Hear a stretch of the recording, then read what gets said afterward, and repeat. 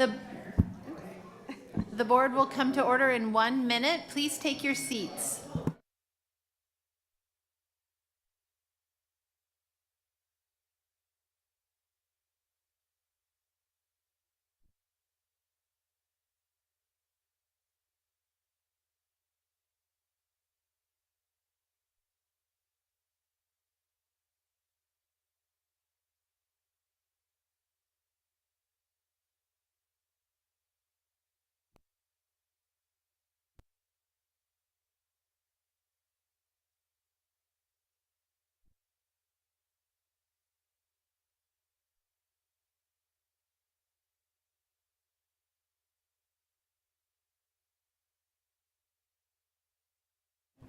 The September 6, 2024 State Board meeting will now come to order.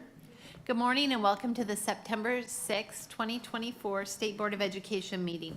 Board members, please engage your microphones before speaking and turn them off when you are finished speaking. Please note that board members may be using their cell phones and laptop computers to access the agenda and information related to this meeting. Live streaming is available through the State Board of Education website. Would the recording secretary please call the roll? Patsy Kojons. I am here. Lisa Fricke. Here. Patty Goobles. Jacqueline Morrison. Kirk Penner. Here. Sherry Jones. Here. Elizabeth Tegmeyer. Here. Deborah Neary. Here. Commissioner Maher. Here. 6 present, 2 absent. There are 6 members present. Quorum is established. Please rise and join me in the Pledge of Allegiance.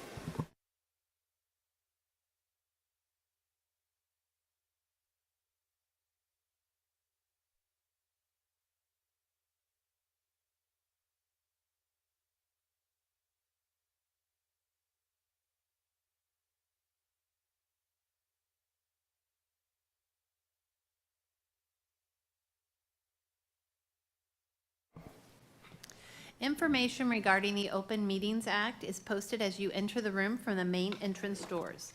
The Open Meetings Act is also posted on the State Board of Education's website. Sherry? Oh, agenda item 2.1. Sherry, would you please read the resolution? Yes, I'd be honored to. Resolution for Attendance Awareness Month, Nebraska. Every day counts. Whereas the mission of the Nebraska Department of Education is to lead and support the preparation of all Nebraskans for learning, earning, and living.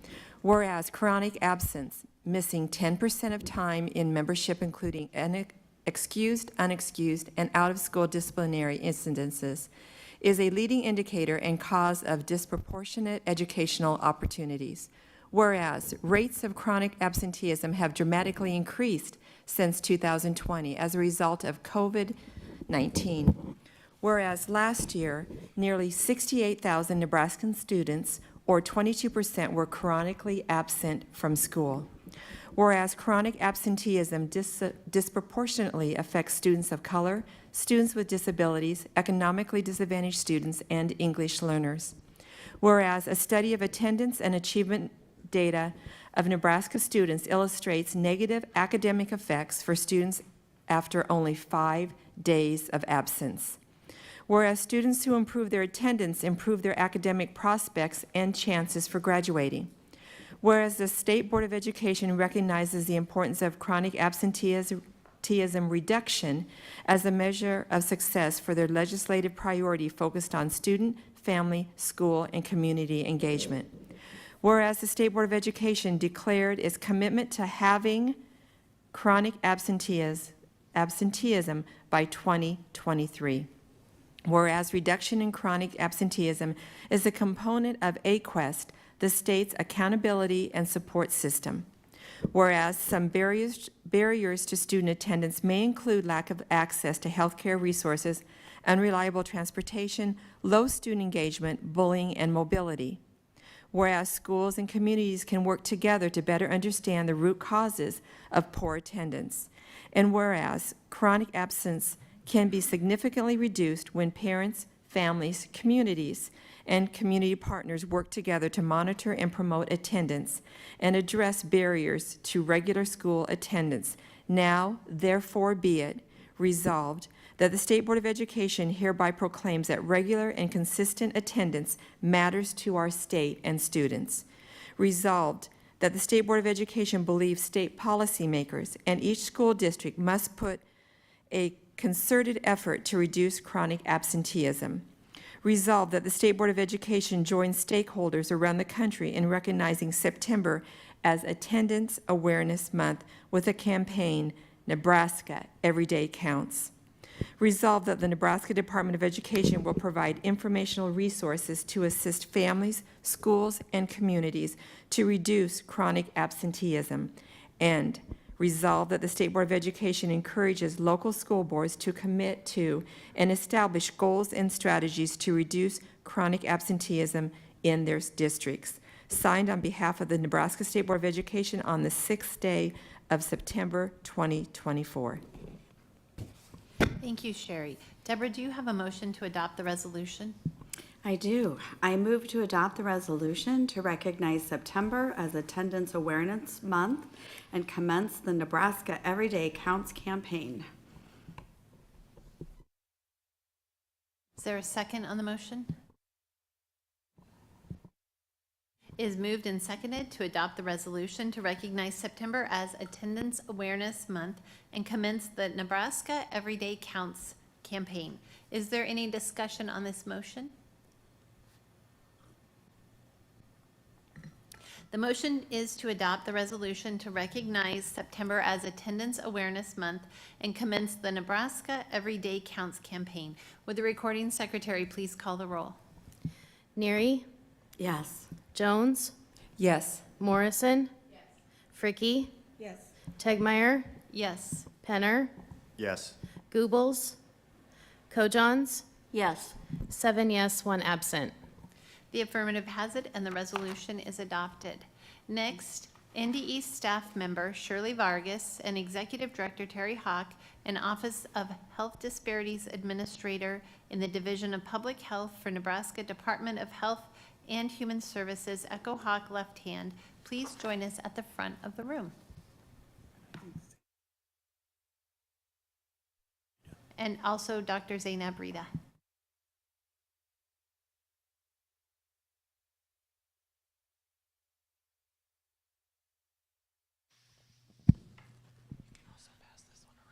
Oh, excellent. Good morning. Shirley Vargas, School Transformation Officer, Administrator for the Office of School and District Support. I'm super excited to be here with you today. Thank you so much for the resolution. Just to reiterate the importance around chronic absenteeism. While this last year, 68,000 students, or 22% of students, were chronically absent, the prior year, when you also adopted the resolution, there were 69,000 students. So we're heading in the right direction, but there's still a lot of work to be done, right? And that 1,000 difference is huge, but there's still so much to do, and it's so nuanced across our state. So I'm excited to sit here alongside these colleagues so that they're able to share a little bit more about the work they're doing. So first, I'll hand it over to Dr. Terry Hawk, who's the Executive Director for MOAC, the Metropolitan Omaha Educational Consortium. You'll be receiving a little handout right here momentarily where Dr. Hawk will describe a little bit more about the work happening in the metro area, and then Dr. Rita will share a little bit more about some non-academic needs, and we'll introduce Echo Hawk left hand. So, Dr. Hawk. Thank you very much, Dr. Vargas, and good morning. Thank you very much for inviting me here. The handout will describe what has been happening with MOAC. Again, MOAC is a consortium of schools in Douglas and Sarpy County. It has approximately 131,000 PK-12 students. That's about 40% of the students in the state of Nebraska. It is a consortium with higher education and some other entities, for example, the Learning Community, Buffett Early Childhood Education Institution, and the likes.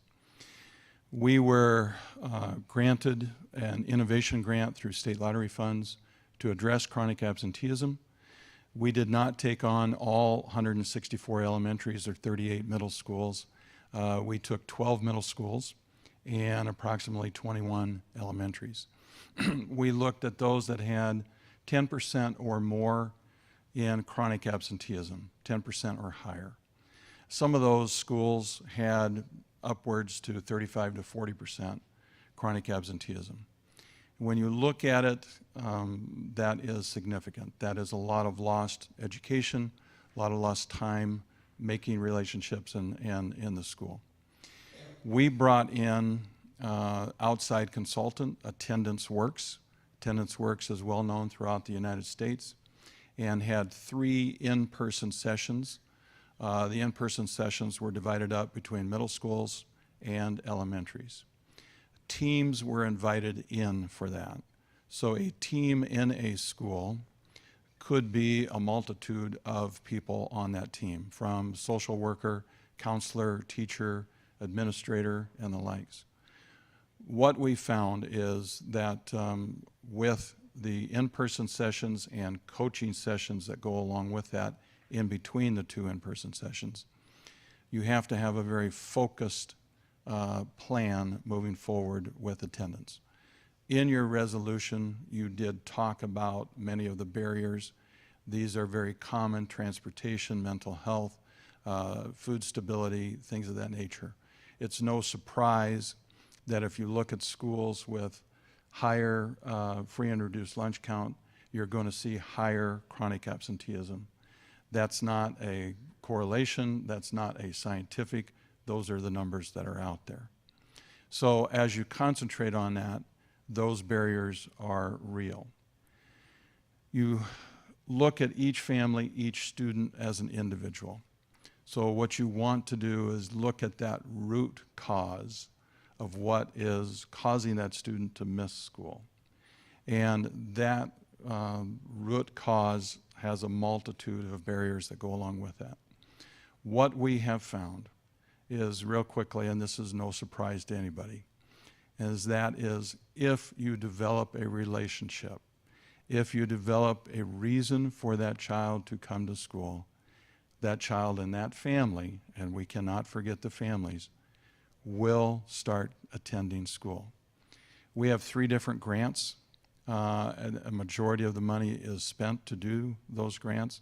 $1,000 for foundational work, and this is all based on MTSS, or the tiered process. So foundational is for everybody, Tier 1 is for everybody, Tier 2 and 3 are for those that are more severe or more chronic. And the second grant is for Tier 2, and then the third grant goes for professional development.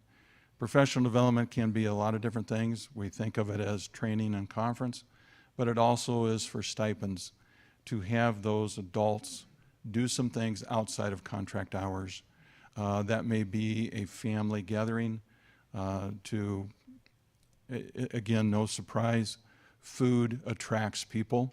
And so if you do those things and start to develop those relationships, you get that. Now, what we've seen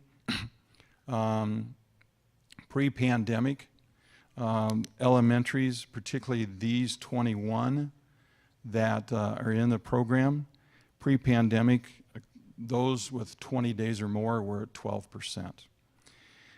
We saw in 22 that rose to 23% in the elementary. Again, I'm talking MOAC, I'm talking 21 schools. We have been able to reduce that back down to about 19%. In the middle school, that was middle school. In the elementary, it was about 8% chronic, those students missing 20 days or more. That rose to 20% in 21-22. We're now back down to 13%. Okay? So we think we're making progress. We're in year 1, and from what we've learned in year 1, we'll develop planning and move into year 2. Again, thank you very much for the opportunity to have that funding and address these issues with MOAC elementary and middle schools. Good morning, everyone. As Dr. Hawk mentioned about the root cause for the chronic absenteeism, so as you know, the chronic absenteeism is not only an educational issue, so it's a very complex challenges, and it's required from us to think about the root cause that prevent our students from, and to think beyond the classroom, and think about those root causes that prevent our student from attending the school regularly. It's required from us to collaborate and coordinate, not only at the state level, at the local level, and even at the family level, what Dr. Hawk mentioned. So as you know, in our department, there is no one office that holds all the resources that help the students to be successful in the classroom. At the department, we engaged in a project, coherence project, that makes sure that we coordinate and align our project in order to help the schools. That led also to partner with the external partners. As you know, some of the resources like transportation, talking about food insecurity, talking about translation sometimes. So we need to have resources and experts that's why it's provided by other state agencies. That's why we reached out to Department of Health and Human Services, and I will let Echo Hawk to mention about the partnership and how we address the chronic absenteeism. Akeha, and thank you. Akeha is thank you in my Dene language. As mentioned, my name is Echo Hawk Left Hand. I'm the administrator of the Office of Health Disparity within the Division of Public Health, which is also in the Department of Health and Human Services. So the mission and the work of our office is to create strategies across Nebraska through a population health kind of lens, to ensure that there's opportunities available for all Nebraskans to achieve their best health or their highest health. And in that, you know, as you're working with various populations across Nebraska, you have to understand kind of what is going on in their day-to-day and how do they interpret, you know, messages and campaigns and things of that nature. And so some of the projects that we've worked on is in the rural setting, in Alliance. We've been able to talk to caregivers and students. I think we brought together over 200 students, almost 200 students, middle school and high school, and really talked about what are their concerns about regular attendance and how do we strategize to address some of those concerns. And you know, that's the biggest part of population health, is being able to identify from the community themselves that they represent, you know, what are those challenges. And then also bringing them along and saying, you are now a stakeholder, maybe the most important stakeholder, and then how do we create strategies that you created to create some of the buy-in, and then, you know, for there to be long-term sustainable outcomes. And so the rationale for the Division of Public Health, or the health disparities, is looking at social determinants of health, looking at economic security, education, and health outcomes is largely dependent and has a really large correlation to education. The higher of an education of a person typically has better health outcomes. And so education kind of being the bedrock, and chronic absenteeism being one of those really large disparities, how do we ensure that students feel welcomed when they come into the school? How do they feel, especially around this time of the year, you know, especially in the rural areas? It's harvesting time, and a lot of their help is needed out. So I think some of the things that came out of our listening session from the school is that a lot of our communities feel like 10 days, 20 days, those are free days that we can miss school and then they can do other things. But how do we change that misconception? How do we change the narrative? And that can't be done by any one organization. It takes a mobilization of your social determinants of health partners, your community businesses, you know, community-based organizations that exist in the community, departments of health, different agencies at the state level. So working collaboratively is the key, I think, into addressing a lot of these health disparities, as mentioned, you know, from our previous speakers here. So that's kind of some of this work that we're trying to do, and we're really excited about the potential impacts of what this relationship with NDE and DHHS could entail. So thank you for letting me speak here, and who's next? Thank you so much. I'll turn it back to President Techmeyer for any questions. Yes, any questions, board members? Lisa? Thank you for being here today, and it's so nice in light of the improvement that you've seen in the first year, is this potentially, could it be modeled for other large cities in Nebraska? Is there any plan to put together a guide, since you're having success, to share with other large cities? Absolutely. There are guides out there. And as we said, we use the National Expert Attendance Works. Attendance Works has an 80-page playbook and an implementation, guide that goes along with that. And they have tremendous amount of resources. The root cause, for example, as I talked about, they have a worksheet, that a team can use to start to narrow down what is the actual rationale and reason, and then plug that in. And as, again, colleagues mentioned, this is not just a school issue, it is a community issue. What we found is that there's no shortage of outside community organizations. Just the 30 schools that we had them list who their partners were in community.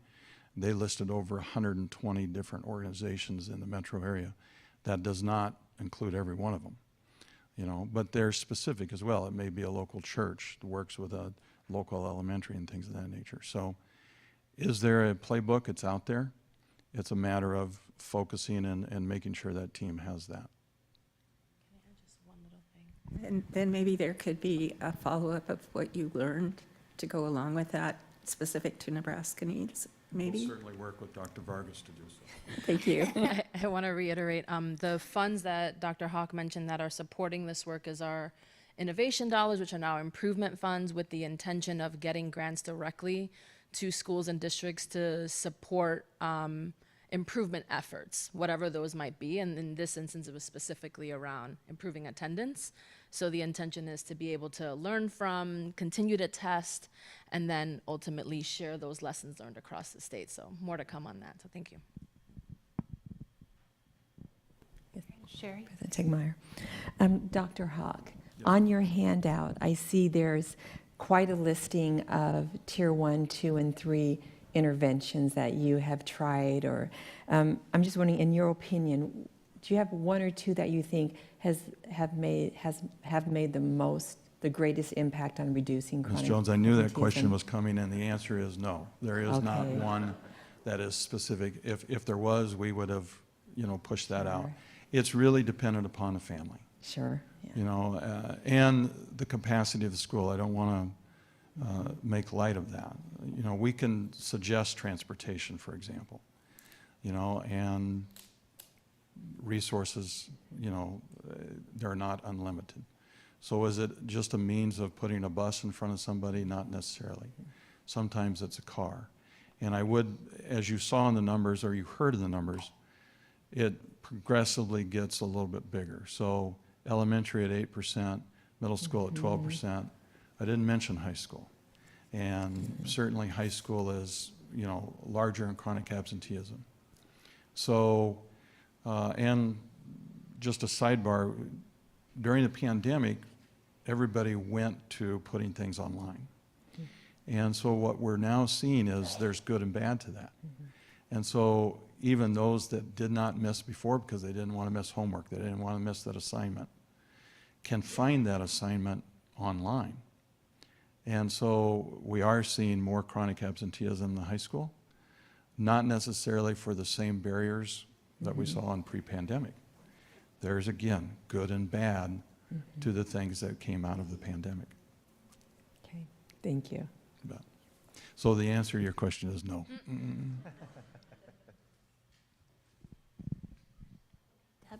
Deborah? So, two questions real quick. So Dr. Vargas, the grant is for MOAC, right? And we're focusing on the MOAC school systems, is that right? This grant is specific Yeah, to okay. supporting the attendance Yeah, initiative the here. attendance, and that's, okay. And so the schools that you're focused on are the ones that make up MOAC, okay. Have you, are the MOAC school districts aligned in how they record attendance? Yes and no. it's a matter of how you do it. For example, the information that I shared with you is what is recorded in NDE. So that alignment is there through a state report. But you're also looking at things that are different in terms of policy.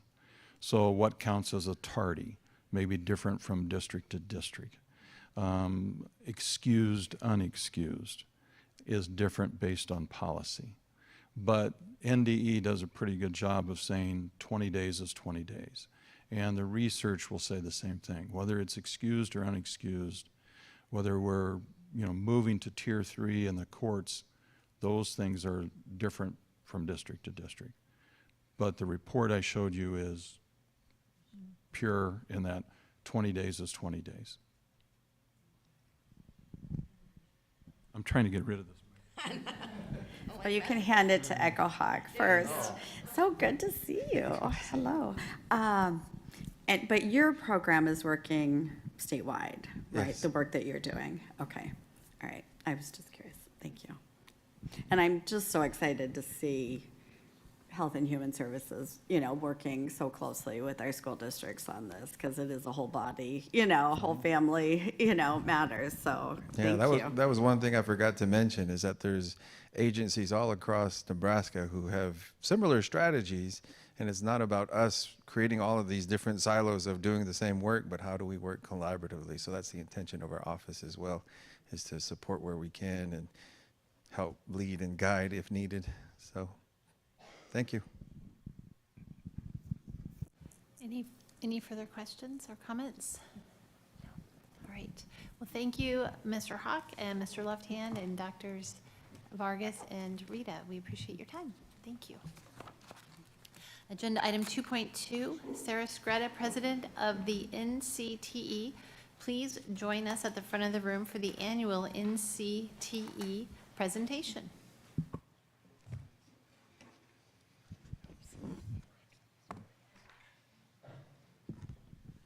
Good morning. Thank you for giving us a space on the agenda this morning. I'm Sarah Scretta, and you can see I am not alone. I am here on behalf of NCTE as the president to give the annual report to all of you, but before I do that, I do want my colleague to introduce himself. Good morning, everyone. Thank you also for the time. My name is Tim Fry. I'm the Dean for the College of Education at Doane University, and I'm currently the chair of Committee B for NCTE. And our teacher colleagues had a little bit difficult time getting out of their classrooms, as did our administrator and governance folks. So you get the two of us today. I am the Senior Director of Accreditation, Placement, and Licensure at the University of Nebraska Lincoln's College of Education and Human Sciences, which does not fit on a business card nor a name tag. But that's who I am, and I am grateful and honored to be serving as the current president. Here is our executive committee, and you can see it is representative of all aspects of the P20 educational community. Susan Stake, who is a teacher in Waverly, is our president-elect and will assume that role next year. Mitch Mollering, who is in Human Resources with Millard Public Schools, is Committee A chair. You've met Dr. Fry. And Tanisha Jacobs is a teacher with Bellevue, who is our Committee C chair. We're also very lucky to be working with three of NDE's finest, and you can put that in their evaluation commissioner, Brad, Jim, and Caitlin. We're grateful for their leadership and guidance as we move through these things. Here's what we're just going to touch on today. As always, you have a full agenda, so we'll try to move through this. And if you have other questions, we're happy to answer those at any time as well. We're going to go over what NCTE is very quickly, the membership composition, and then just the purpose. So NCTE is an officially, formally recognized advisory body to you. And it's got statewide representation from those who have direct involvement or interest in teacher and administrator preparation. And these are not made up. These are just from our org policies. So what we do is we work with the approval of higher ed institutions so that they're meeting all of the requirements to offer adequate preparation of our educators. The admission into and retention in those programs, certification issues, as well as those relationships between each of the entities and certification. And primarily what that all translates to is we work with Rule 20, Rule 21, and Rule 24, because those are the rules that guide those areas. NCT also is active outside of that rule revision process. This is the membership from which we start gathering the folks to serve on those committees to do those reviews of the educator preparation programs. So you do off-site reviews of the full program, you participate in on-site reviews, so there's work in between. Formally, this is also a forum where P20 perspectives come together, and we're not sure that exists anywhere else in the state on a regular basis. And we also recognize how unique we are nationally as an official group, providing recommendations, input to you, and then you have the opportunity to use it as a data point as you make your decisions. But we also think that is one of the many reasons that Nebraska education is so strong. So our membership is composed from three buckets, so to speak. Governance, which includes the Department of Education representatives, administrators, community colleges, school boards. Let's see, who am I missing? You get an appointee. Who am I missing? Oh, yes, and the private institutions. Teachers from NSEA and then State Board. You have some appointees from the teacher pool, and then higher education. Each institution that has an educator preparation program has one representative, and there are 16 of those institutions. We represent all areas of the state. You can see there are 16 representatives from each of those areas for a total of 48 total representatives on this committee. When you add up the number of teachers, administrators, folks related to education, that's a very small percentage pulled together to represent, but it is geographically representative of the state and of each of those areas. The NCTE meeting structure it's a formal meeting, so we operate under the Open Meetings Act. We meet 3 times a year, typically fall, spring, summer. The executive committee meets ahead of that 3 times a year to make sure that we've got an adequate agenda and we're good to roll for an efficient meeting. And then the president will provide updates directly to you. You've gotten a few emails. That does not replace the information that gets elevated by NDE staff for your decision making. It's just another data point for you to have. It's important for NCTE to always be aware of the alignment with your priorities, and we always operate within those guidelines, but we wanted to make sure we were explicit about sharing those for this upcoming year. I know in previous meetings there's been reference to working on the strategic vision and direction, and so when those changes come about, we will make sure that we know what those are so we can specifically align ourselves. But the existing version, we align very well in our work with the leadership piece, engaging your stakeholders, as well as in the teaching, learning, and serving, which in that document is the educator effectiveness piece. Your state board legislative priorities that were approved in August, we align very, very well with everything under excellent educators, which I think is your second priority. We obviously, in pieces of all the other things that you do, fit, but these are where we specifically align. In our organizational policies, typically a Rule 24 endorsement, and that's what the endorsement, like what it takes to be an English teacher. There's an ad hoc committee that's established that reviews those, which is the P20 stakeholder group, that reviews those maybe proposed changes. Then it comes to NCTE for first and second hearings, which can happen in the same day or in multiple meetings depending on time frame. And then we make those recommendations to you through our NDE folks, and then you do your thing, and then it goes to the Attorney General and the Governor, and then sometimes we wait a long time, or sometimes it happens fast. We just don't really know. But however, the timing of everything with the recent Rule 21 and 24 red line changes has worked a little bit in opposition to what what our traditionally scheduled time frame is. So in our June meeting, the NCTE full council voted to support the piece in the org policy that would allow us to call a special meeting. So we have our special meeting planned for Monday, September 16th. And we want to extend our gratitude to the NDE staff because that's a lot of scramble.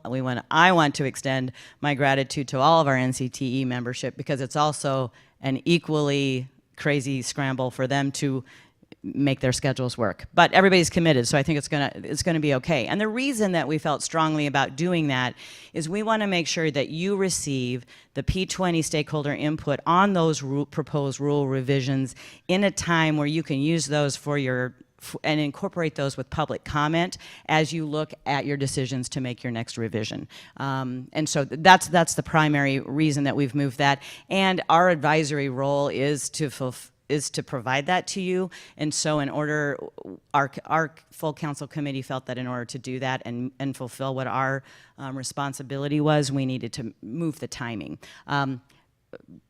We most likely will not, it's not an additional meeting, so in terms of budgetary issues, it's a zero sum. So we're trying to be fiscally responsible as well.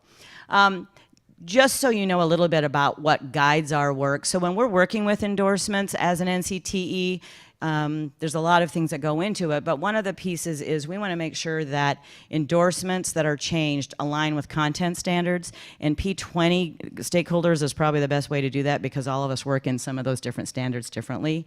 When we look at general rule, not specifically endorsement related, one of our priorities is to make sure that they align with other rules and that there's consistency because sometimes there's so many different competing documents and processes, inadvertently we can have some things that are in conflict. And so again, having this wide variety of perspectives, we'll try to help minimize that in recommendations made to you. NCTE believes pretty strongly that the P20 input you receive from us will allow you to put forth stronger drafts however you decide to utilize our input and that guidance because you've got folks who are living in the day-to-day of this from all of those perspectives providing input. And then we also subscribe to the belief that obviously our students in Nebraska do very, very well, and that's directly linked to the high quality preparation of those teachers and administrators. And so that's ultimately what drives all of our NCTE work. So we do have some opportunities for this year in our role, and one of those is to continue to prioritize communication with you, not only through our committee goal, which was to be sending you these emails. So I want you to know that got voted on. I'm not just trying to clog up your inbox, but it is important that you know what we do, but also to be available to you as a group whenever you should need input, even if that might be in a way that's outside of our regularly scheduled meeting. In the last 18 to 24 months, education is always an adventure. We've also determined that maybe the NCTE needs to increase its flexibility and responsiveness in a way that in the past maybe hasn't had to occur. And so that might just be rescheduling a meeting that from one month to the other to make sure that we're accommodating things. Obviously, NCT is very formally structured. It's not like we can redo the whole thing, but we want to make sure that the structure fits what the goal and the mission is. And then we want to make sure we continue to utilize that expertise and that experience that comes from membership, not only as we're talking about rules and recommendations, but also just in our general conversation because it helps inform all of us when we go back to our constituencies with all those perspectives. So in conclusion, on behalf of NCTE, we want to thank you for valuing the group, valuing the input, and understanding that those recommendations are another valuable point that you can use as you're making decisions because it doesn't happen everywhere, and we're aware of that. So we want to make sure that we express our gratitude. We also want to express how grateful we are that you continue to prioritize good, high-quality education for our students, which also means good, high-quality preparation of our teachers and our administrators. And then obviously, the paycheck that you get when you walk out of here probably doesn't cover the time and the dedication that you have to give to this, and we are aware of that, so we're very grateful for your willingness to serve Nebraska education. With that, I would turn it back over, I guess, to President Tegmeyer, and if you have any questions or comments, we'd certainly entertain those. I'll go with Deborah and then Lisa.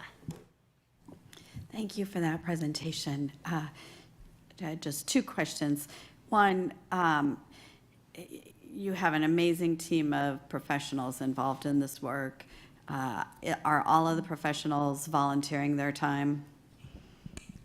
Yes and no, I guess is Okay. how I'd answer that. Okay. Yes, you're nominated, you do not get a salary, there's no stipend, your costs are covered in terms of travel as part of the formal. But no, Okay. all of these people are nominated, accept the nomination, and donate their expertise and time to the group, yes. Okay. And when the costs are covered, where does that flow from?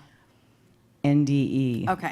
Okay. And I knew And that. I don't know if there's somebody, but it's No, okay. mileage, I mean, it's Yeah, basic travel it's- costs. So yeah. you get the same benefits we get, like, which is, Right.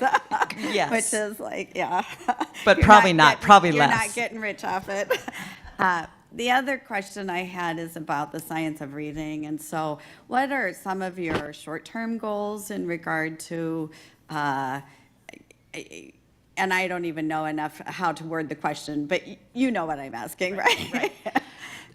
So NCTE's purpose is fairly structured. So while we have conversations about things outside of rule revisions and changes, those specific things Okay. really drive. So the science of reading as a whole, there's been general conversation, but this group most likely won't actually have targeted discussions and recommendations until there is something in a rule that we would review and make recommendations for. Does that make sense? Right, so who would initiate, and again, please forgive my lack of understanding how this works. It's so complex and, but. I would say as the State Board of Ed, you could work with, say, Brad or Jim or Caitlin and say, hey, we want NCT to discuss this, and then, I mean, we're certainly going to do what we need to do to help you, so absolutely we would do Okay. that, yes. And I know those discussions are in the works and we'll be talking about them at some point. I just am trying to fit all these pieces together, so thank Collectively, you. I can assure you Okay. that the P20 stakeholder group believes in the importance of Yeah. literacy and reading. So absolutely, that's an important piece. Thank you. Lisa? Thank you, Madam President. First of all, thank you for all the communication that you send out. It's so apropos to our work, helps us understand your perspective and what you're doing and your concerns for us as we make informed decisions based on that and other information we receive. I know you work with Rule and teacher preparation programs, specifically with literacy. Are the preparation programs aligned as to how they approach the science of reading? So all teachers, future teachers are getting the same type of education that students need? Right.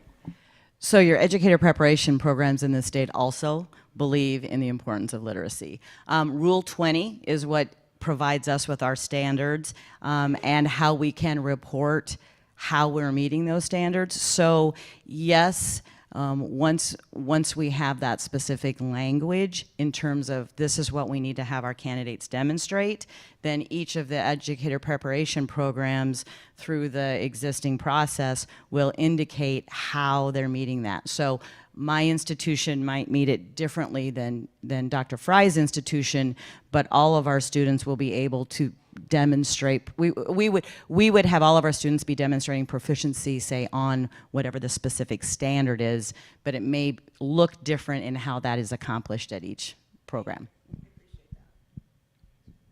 Kirk? So what is NCTE's role in setting number of credit hours it takes to receive an endorsement? Where does that come from? For instance, if I want to get my science endorsement, is it different at Doane than it is at UNL in the number of credit hours? So where does that come from? Right. So the number of hours it takes to get an endorsement is driven by Rule 24. So in that rule, it'll say, 1,000 hours to be a science teacher, or whatever it says. And so when those rules come up for revision, that's when those ad hoc committees, and we say, well, is it 1,000 or can we do it in 500? And then you have those discussions and those things go forward. That being said, that's basically the content. Here's all the science, you need to know biology and all these things. That doesn't necessarily always include all of the educator preparation, like how do you do a lesson plan? How do you manage students? So our science program at my institution might be 1,001 hours, and Dr. Fry might have right at 1,000 hours because of some of those pieces that our institution's individual. I think instructional technology is super important, so you have to take a class. Dr. Fry's institution may say it's really important, but we're not going to have you take a class, we're going to do it differently. So there's going to be a little bit of nuance in those total hours across educator preparation programs due to those individual decisions.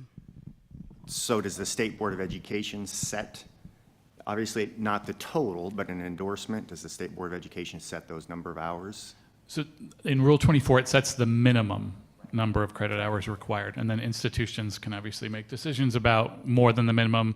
They can't go less than the minimum, of course, although there's opportunities, to do some of the things that have been addressed in Rule 21 and Rule 24 to give us some flexibility in some of those pieces.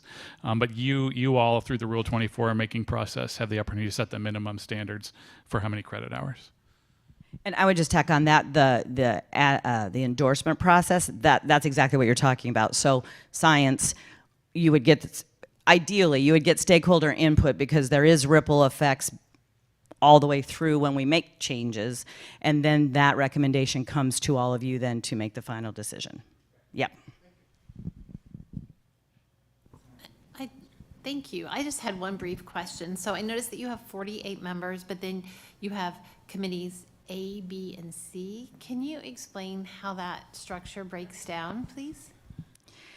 I think so. That is one of the beauties of NCTE. It's a really great group, but sometimes it's confusing even if you've been on it for a while.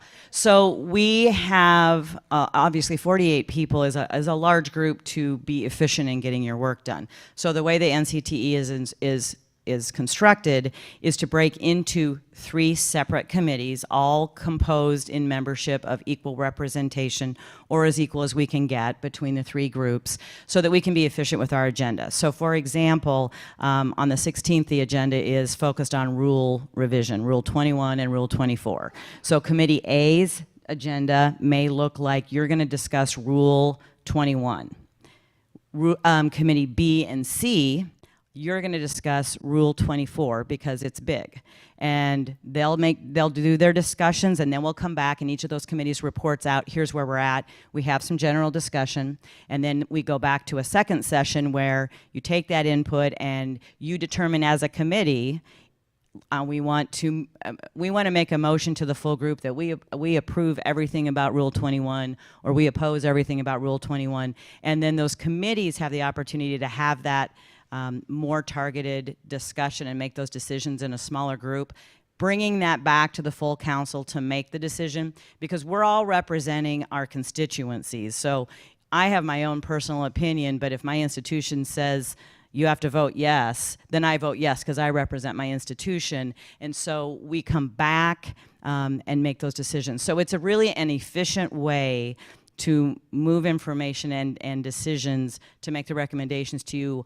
along within one day, because we have that one day to talk about these things. And so the structure is large group, break into those committees, come back to the large group, make some recommendations, and then take action as a large group. And it really, quite honestly, you've got a bunch of educators who understand that this is the objective, and we have to get there, and how are we going to get there? And so it's a pretty amazing group of professionals.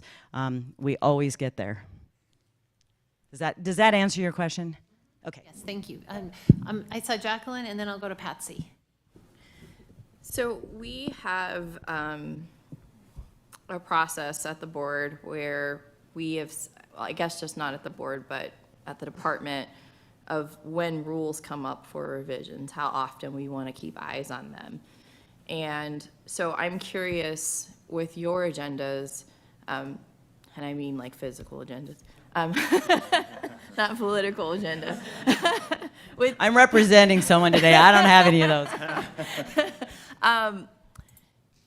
when you decide to look at a rule, are you doing that based on the work, like coinciding with the work that the department is doing, or do you organically come up with rules that, you know, you're hearing in the field that you guys want to review on your own and kind of bring that to us as something to look at? So I'm just wondering, which way is this information flowing for you guys? NDE staff guides is our overall guide. And so the work that we're doing is directly aligned with the time frames of the rules that NDE you all are working on. So if there's something that comes up organically in one of those conversations at NCTE, it's noted in the minutes and NDE staff is aware, and so that might be something that elevates to you and then comes back. But NCTE does not have the ability to say, oh, I want to review this rule now. This is important. So our agendas in terms of which rules and when are based wholly on what those processes are coming out of the department. Just curious, why do you not have the ability, like if a teachers or superintendents were saying, you know, we really have an issue with this, this needs to be looked at, why can't you bring that to us with idea, like what stops that from happening? And I think we can and we do. We just would not be able to take necessarily official action or a vote on, you know, Superintendent A says there's an issue with Rule XYZ. We wouldn't take action on that because that discussion actually needs to start within the department before it comes down. But it would be a point of information that we're aware of and that the department staff that works with us are aware of, so that would elevate it up. So it wouldn't just be, you know, swept under the rug and not elevated. We just wouldn't be able to take any official action on it. Yeah. I'm just going to add one thing, which is I think that regularly, Sarah and I have both been on NCTE for a while now with our institutions, and there have been times where it's those ad hoc committees on the slide with the flow chart, where those conversations about what do we need to do when the department brings a rule, it's time to revise this rule, what do you all think in this ad hoc committee about what needs to be added? That's when those conversations have happened, but they're still usually spurred by NDE, but there are definitely organic conversations about what do we think would be best for institutions or teacher educator shortage or things like that can happen. Patsy. Yeah, yes, okay, I'm learning a lot today about NCTE, but what I'm interested in is, are the meetings open? We fall under the Open Meetings Act. We have a public comment period and people can attend the full council meetings. Okay, and where do those meetings occur? We are so excited that our meetings are now occurring at the Nebraska Department of Education because there's space and parking and all the good things. So we're very excited to be able to meet there now. It'll be good to have you that close too. Okay, so you're essentially saying that the only institution that can bring something to you is NDE.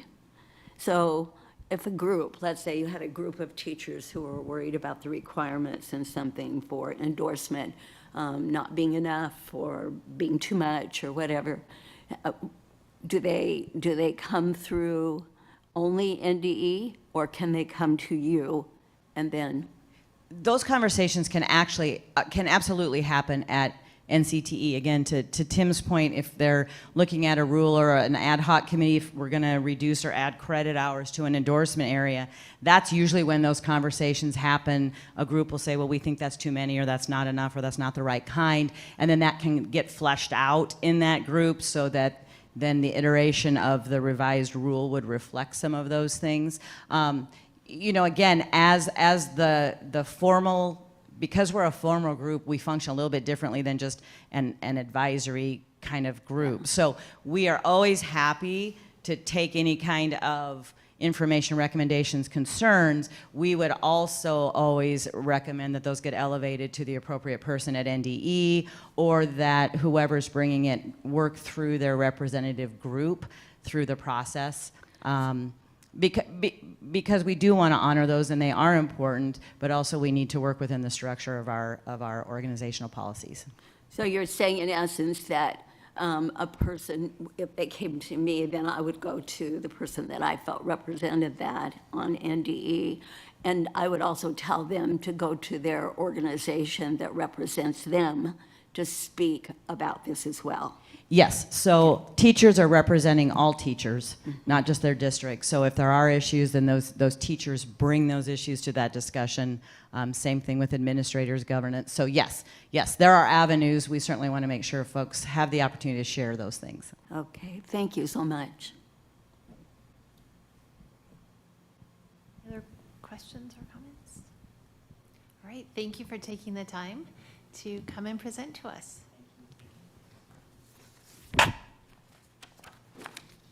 Okay, agenda item 3 is the Commissioner's report. Commissioner Maher, please provide your report. Well, thank you. Well, welcome, everybody. First, I will start by saying there are no items that have been identified to be removed from the consent agenda today. If any board member wishes to remove an item from the consent agenda, please fill out the form at this time. Any items that are removed from the consent agenda will be taken up under additional business. Now, for the less scripted part of my report, I want to talk to you today about really 3 things: assessment, accountability, and literacy. First of all, I'd say from an assessment standpoint, there has been a process in place that has involved many school people for at least a year. I know it was one of the very first things that I jumped into with Dr. Trudy Clark to try to get us to a logical conclusion. We have talked to superintendents across the state. We've worked through our ESUs at many meetings. We've met with NASIA, those are many of our curriculum people across the state. Our district assessment coordinators have been very instrumental in the work that we are finally concluding.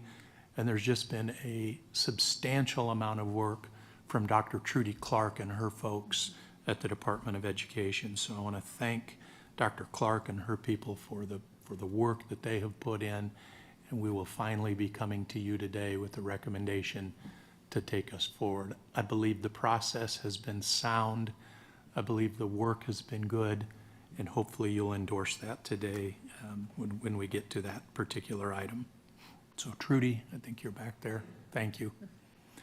I would tell you also that the assessment tool that we're coming to you with today for a recommendation is critical, but it's really just a piece of the accountability puzzle.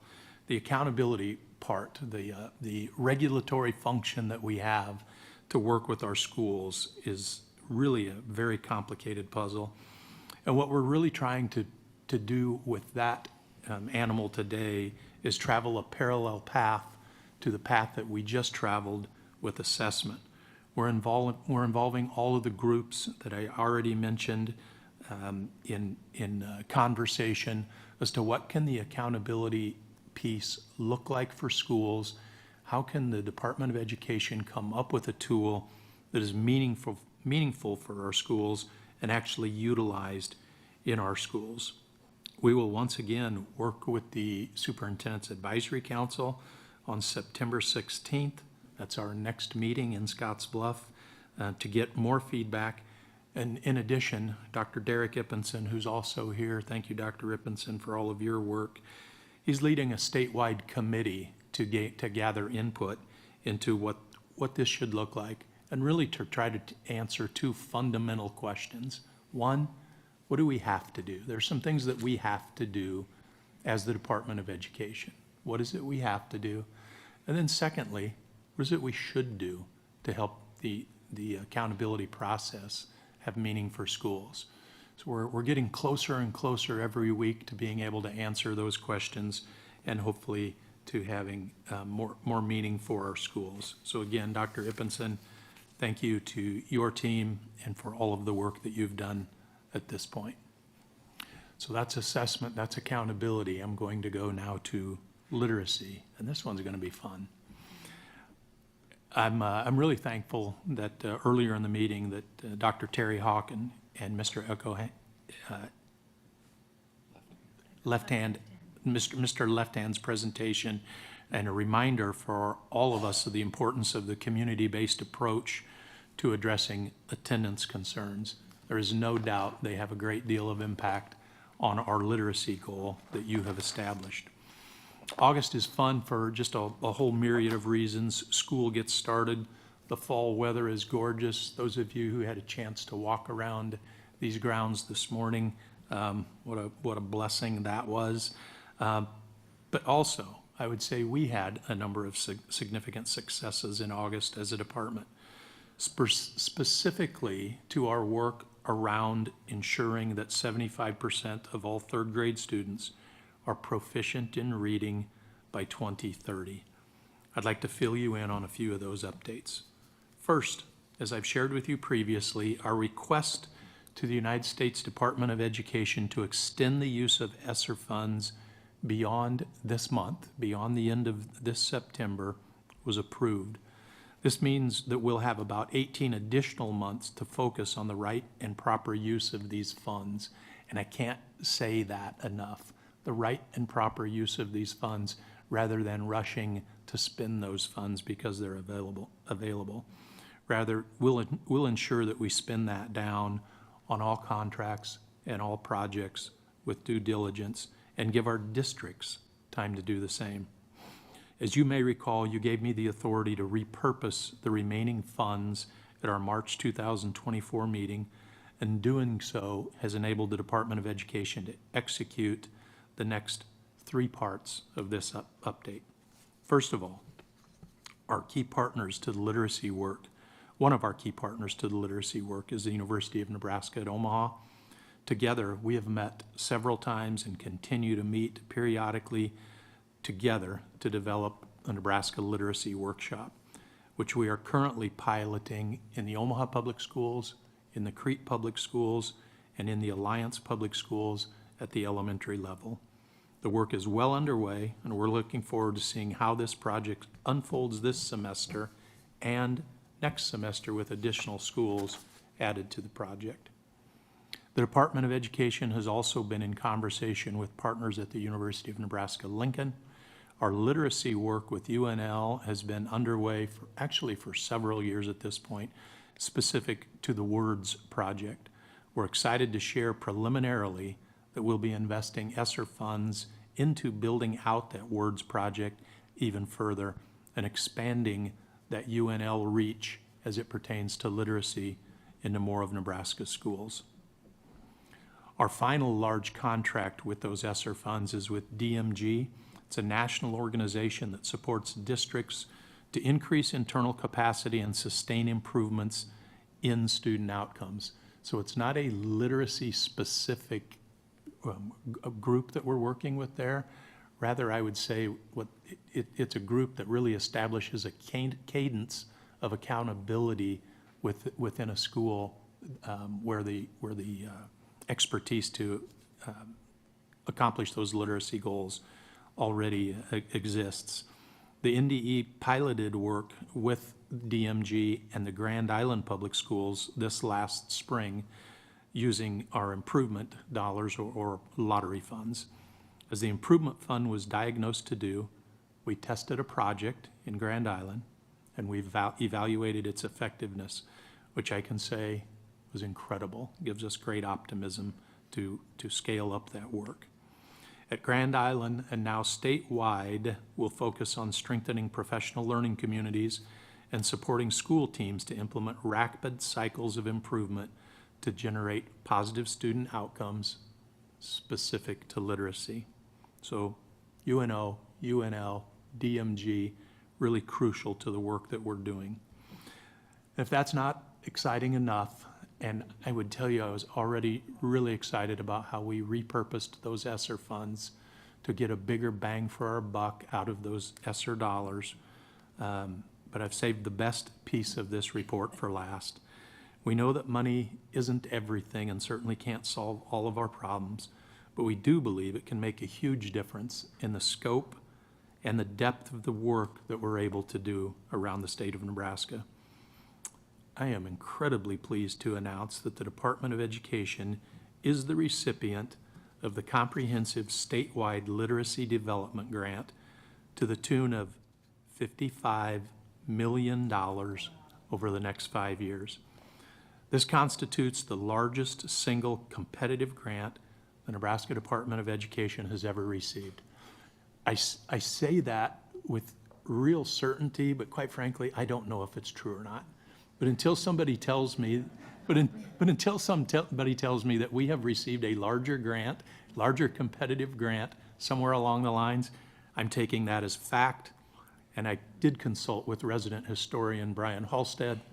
He's not familiar with anything larger than that $55 million competitive grant. So likely it is a record. We're really excited about that. Great opportunity. With that comes great responsibility. We cannot just spend the next 5 years spending $55 million without making sure that there are positive outcomes for students. The group that I work with at NDE has heard me say many, many, many times, we're going to have to perform a lot of activities. You heard me talk about some of those activities with UNO, with UNL, with DMG. Those are activities, but that's not the goal. The goal isn't to have a lot of activities. We don't have to change anything because you have already provided us with the goal.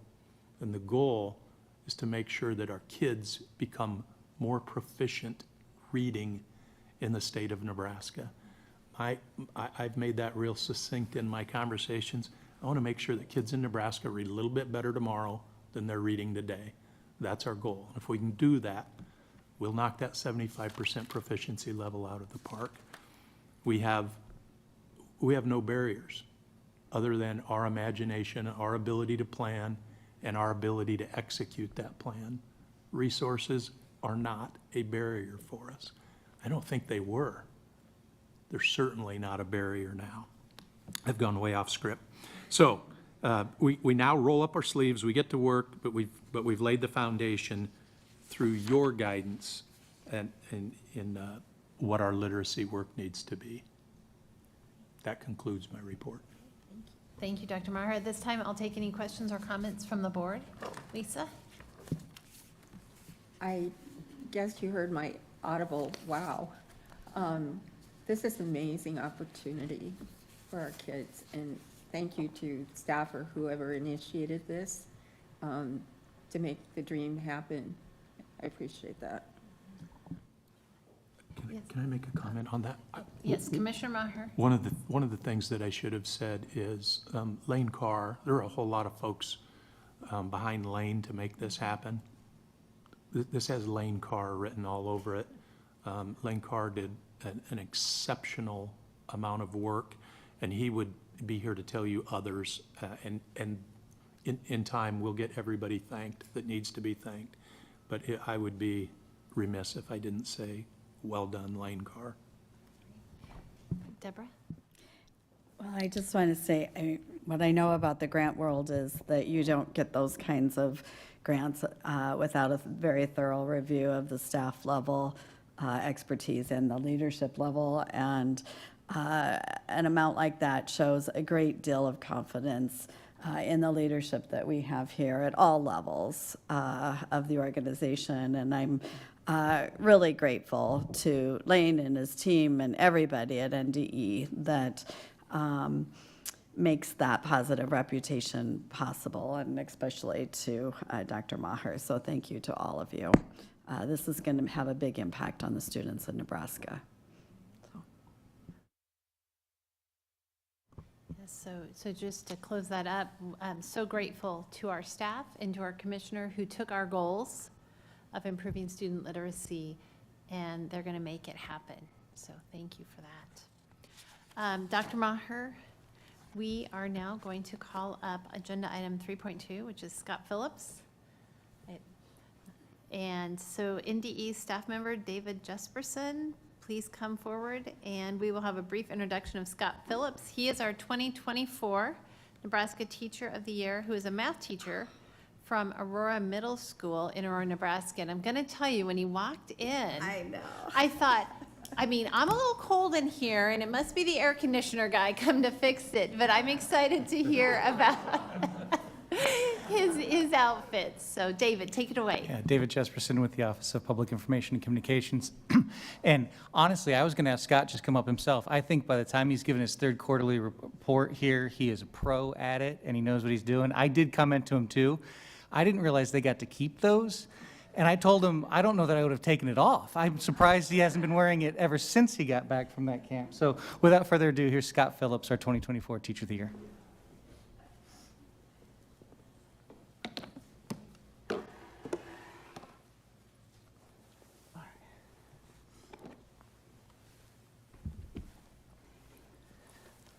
So I've learned two things so far, and one of those things is these are not made to sit in, so it's kind of uncomfortable. But the record will show that I attended every single state school board meeting wearing a suit. All right, so that's my first dad joke of the day. Over the summer, I recently was able to attend NASA Space Camp in Alabama, and that was a really memorable experience for myself and for my cohort of teachers. And just this year has been filled with a variety of once-in-a-lifetime experiences. And you're just trying the entire week to soak it all in and really to walk away with some memorable experiences as a group and as an individual. And there are moments I'm never going to forget from this year. So this is some of my best friends of the cohort. We've really grown close. And a few of those are my roommates, and so they actually give us a real camp experience. We stay in dormitories throughout the week, and then we get to eat camp food, which was wonderful for the week. And they really immerse you into a camp as if you are a kid again. And so that was one of my biggest takeaways as an educator, was just to put myself back in the role of being a student. And being okay with failing every now and then. I had some moments throughout the week where I was obviously pretty tired, but at the same time, like, I'm not really good at spinny rides. And so when they had us do the G-force training, that was a challenge for me. But also at the same time, I was like, I'm there, I'm gonna try it, and it's gonna go good. But I may or may not have looked like Kermit the Frog when I got off of the G-force training. So one of the very first nights, it was a really fun experience, but they have what they called the Parade of the States.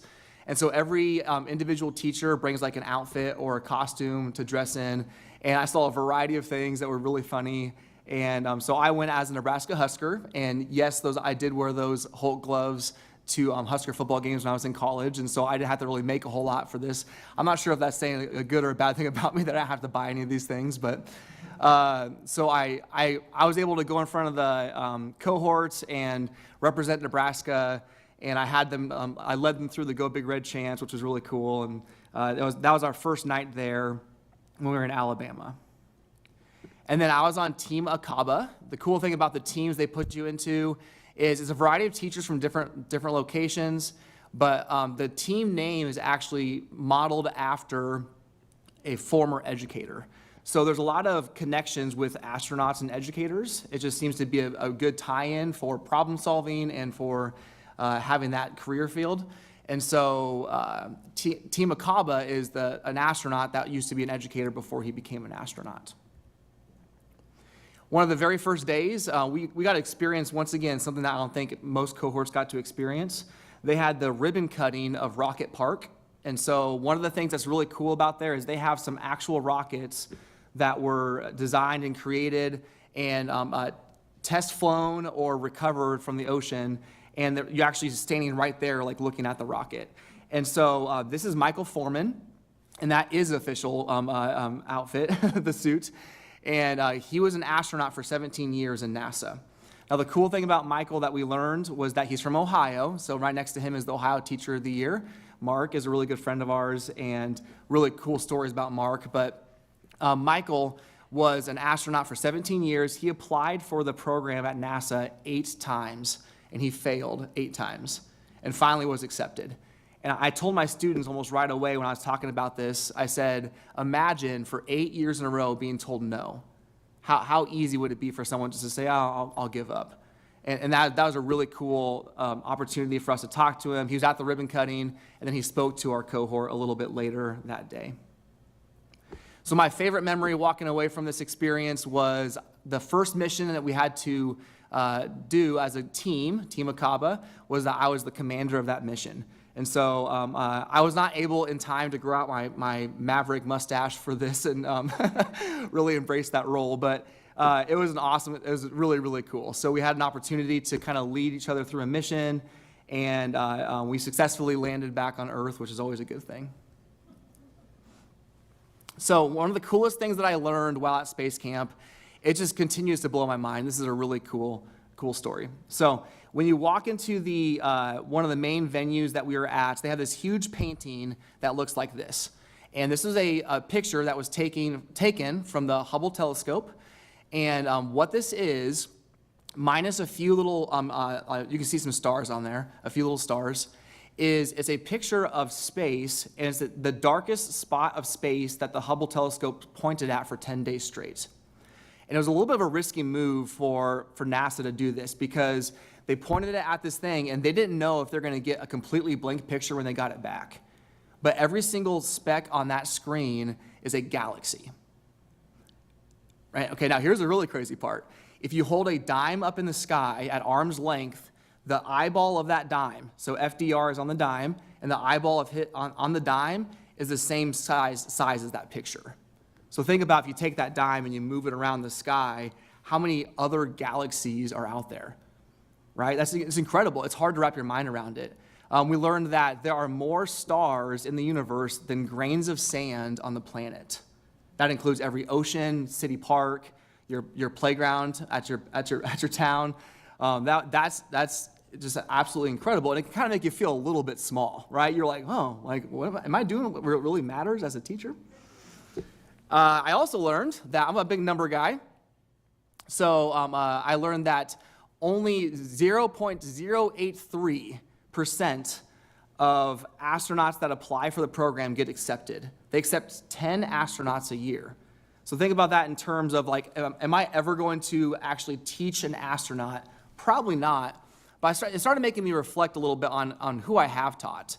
And this is a really cool, just kind of like full circle reflection moment for me as a teacher, as I'm on the plane ride home from Alabama. So this is once again late coach John Wooden. And John has a really cool moment in an interview after he just won a national championship. And one of the people asked him, was this a successful season? And he's like, I don't know yet. And they're like, wait, you just won the national championship. They're like, why don't you know yet? He's like, well, ask me again in about 10 years when I see these young men become fathers, husbands, community members in their society. And that really struck a chord with me, because as I've gotten longer into education, I've found more and more joy out of seeing these kids grow up, right? They can only accomplish so much in 7th grade, let's face it, right?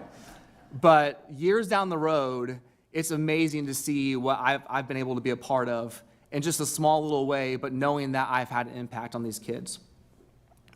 So another number for you, 2%. So 2% of college Division I athletes for basketball go to the NBA. So what that means is that there's 100 kids, right? And only 2 of those will make it to the NBA. The crazy thing for me is this, that all 100 of those kids were the best player at their high school. They were former state champions.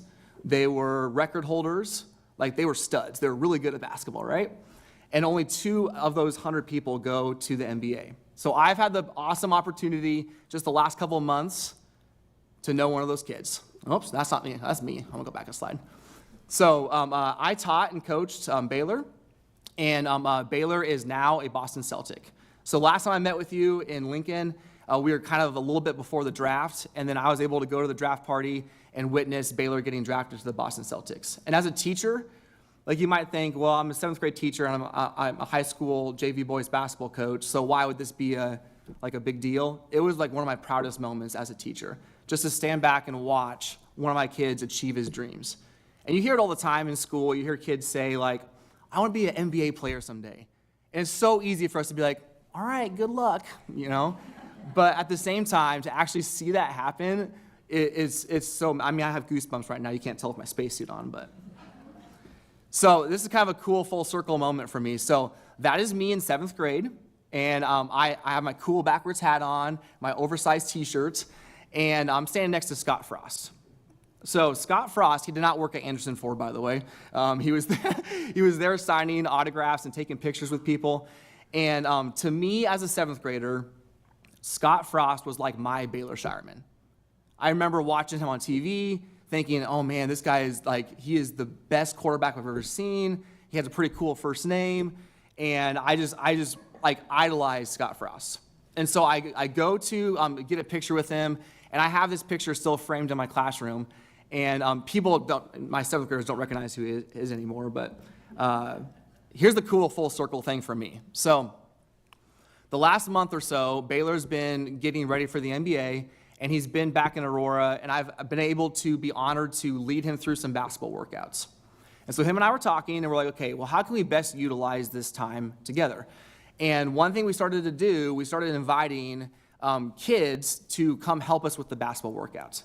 So for about an hour, they literally just run around and rebound the ball for us. Now, for one, it's a lot easier for me because I'm not running around like crazy.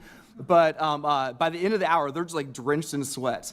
But they have the absolute time of their lives. It is so cool to see. So a few of these pictures here were taken over the last couple of months. And there's a variety of 6th grade, 7th grade, 5th grade boys that came to help out with the basketball workout. And so it's been one of the really cool things for me to see these kids have the same type of experience that I had as a kid, but a little bit more of an in-depth experience. And I keep on telling Baylor the same thing, but it's an opportunity for him, once again, to realize what kind of impact he's making. And even just the simple thing about putting a basketball into a hole. It's kind of a crazy thing.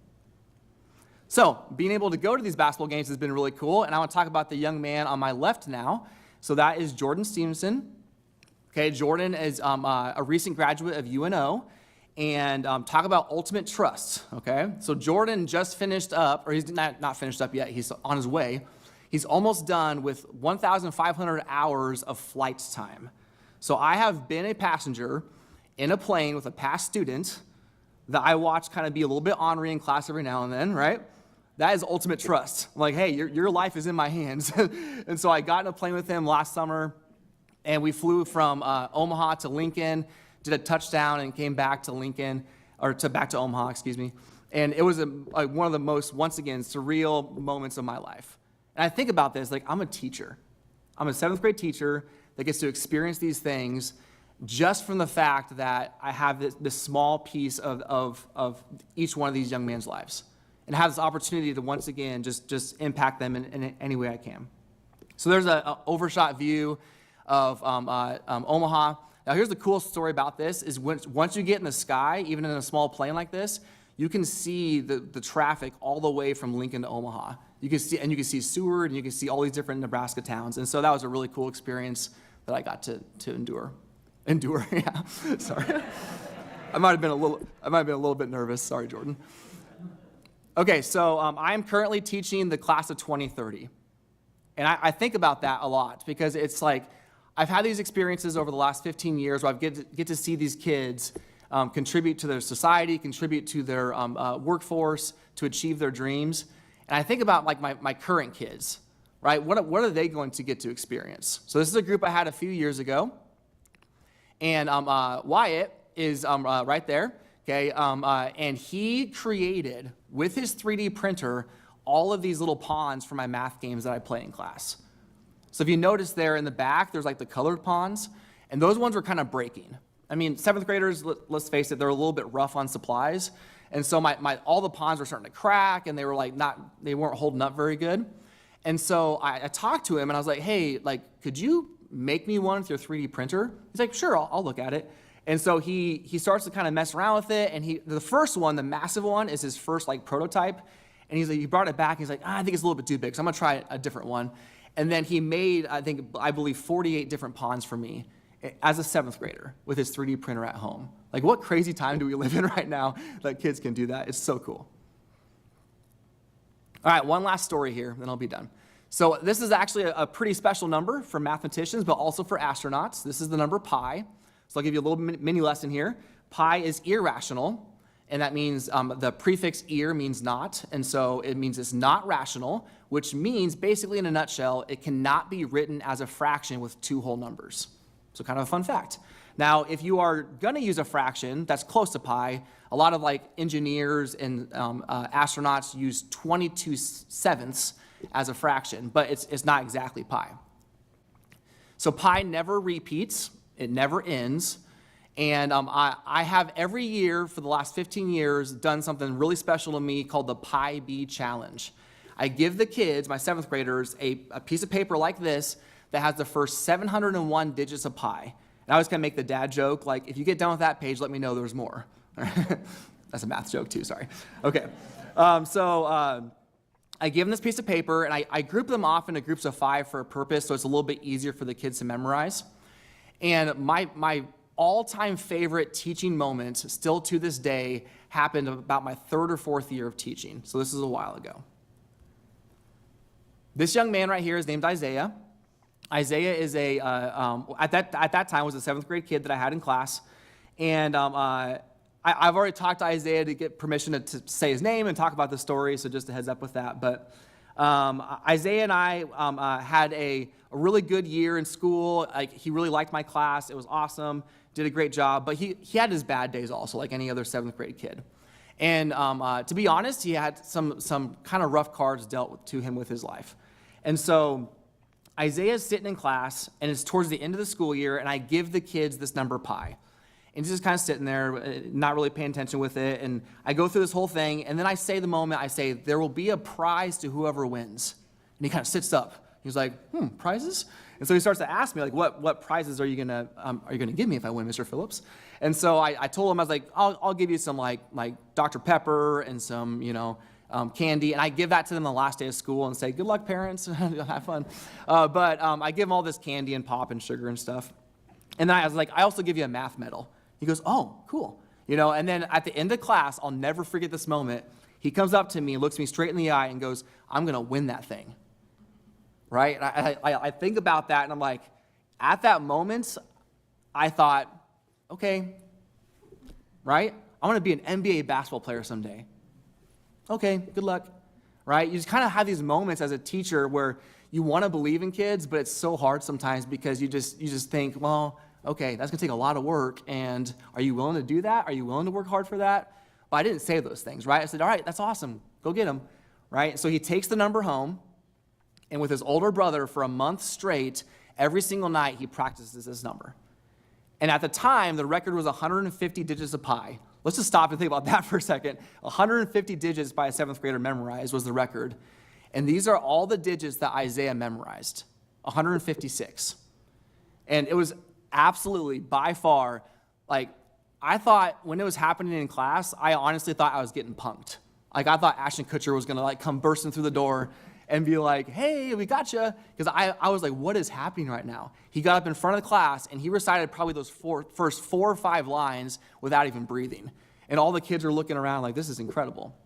So the cool story about this is about a month after that, we had our end-of-the-year convocation, and I had the prizes for Isaiah and all those things ready to go.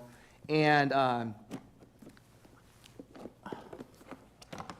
this is such a special moment for me as a teacher because I get in front of the school, and I didn't tell any of the teachers or students about this, but I told them this story about a kid in my 7th grade class that memorized these numbers of pi, and I told them the whole irrational story and everything. I'm sure they were super bored hearing that, but I told them this whole story about this kid, and I didn't mention his name. And then I said, all right, I have a prize for the winner of the Pi Bee, and I gave a trophy like this to Isaiah, and I said, Isaiah West, come on up. And that moment for the next 30 seconds was straight from a movie.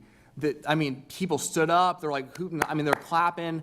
But for me personally, the best moment of that was when he came up on stage to get his trophy and just the look on his face.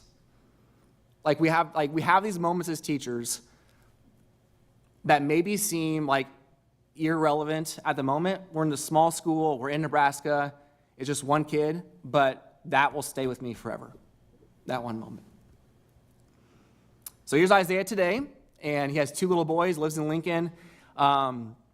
So talk about some tough cards being dealt, but the year after this happened, he lived with his grandmother's house burned down, And so he actually lost his trophy. And so I've been in contact with Isaiah, and I'm hoping to, in the near future, deliver him this trophy. So I actually ordered 2 of them so I can keep one for myself, just for my memories, and then also I need to give him his new one still. But I want to give that to him in person, so. Oopsies, sorry, I skipped one on accident. Okay, so here's a really crazy story. Here's the current record holder for the Pi B. This is Sean Morris, and Sean has memorized 402 digits of pi. Like, talk about crazy. That was incredible. So that was just a couple years ago that he broke the record. All right, so I think about my future astronauts, right? My daughters. I think about what do I want them to learn throughout being in public education.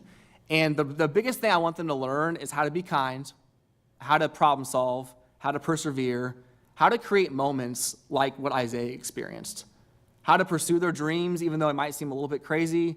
I just want them to realize that literally the sky is the limit. So as I'm reflecting on like NASA Space Camp, it was a great experience for me. I really enjoyed it, but I'm in this for the long game. It's not like a 1-week experience. As teachers, as educators, we are continually making an impact. So once I return from space, right, from Space Camp, I want to still make a local impact at my school too. Thank you once again. I truly enjoy coming to speak to you. I was a little bit nervous about wearing this spacesuit, to be honest. I was trying to get my wife to talk me out of it. She's like, no, you should do it. You're a middle school teacher. They'll understand. But I really do appreciate your time and attentiveness. If you have any questions, I'd love to answer them. Mr. Phillips, thank you for your presentation. You always remind us why we do what we do. So thank you. Any other board members? I Sherry? do. Yes, Dear. Sherry. Well, I want to begin by saying my Central Nebraska buttons are popping with having you represent us as Teacher of the Year, Scott. And I was honored to be able to go to Aurora to watch Scott in action at a math night he planned, hosted for his students and his community, and it was just so awesome. So he's doing some good work there. I also want to say that I loved how you emphasize the impact that teachers have. Teachers need to hear that, how much impact they have. And a question for you. I believe when you accepted the role as Teacher of the Year, you wanted to go around and inspire teachers, I believe, or something like that you said, across Nebraska. And so I'm just curious at in your interactions that you're having with teachers across Nebraska, how would you say, I don't want this to be a bummer of a question, I hope it isn't, but how are you seeing the morale of teachers across Nebraska? And what do you think needs to be done to improve the morale if it's not where you want it to be? Yeah, no, I understand that question for sure. I would start with, I honestly think, especially in smaller schools, that one of the bigger issues right now we're dealing with as a staff, and not just like in Aurora, like this is like a minor issue, but teachers are just getting spread thin, and it's not necessarily like I said, I mean, I feel like I have enough time to prepare for my plans. I'm just speaking as an overall state. And so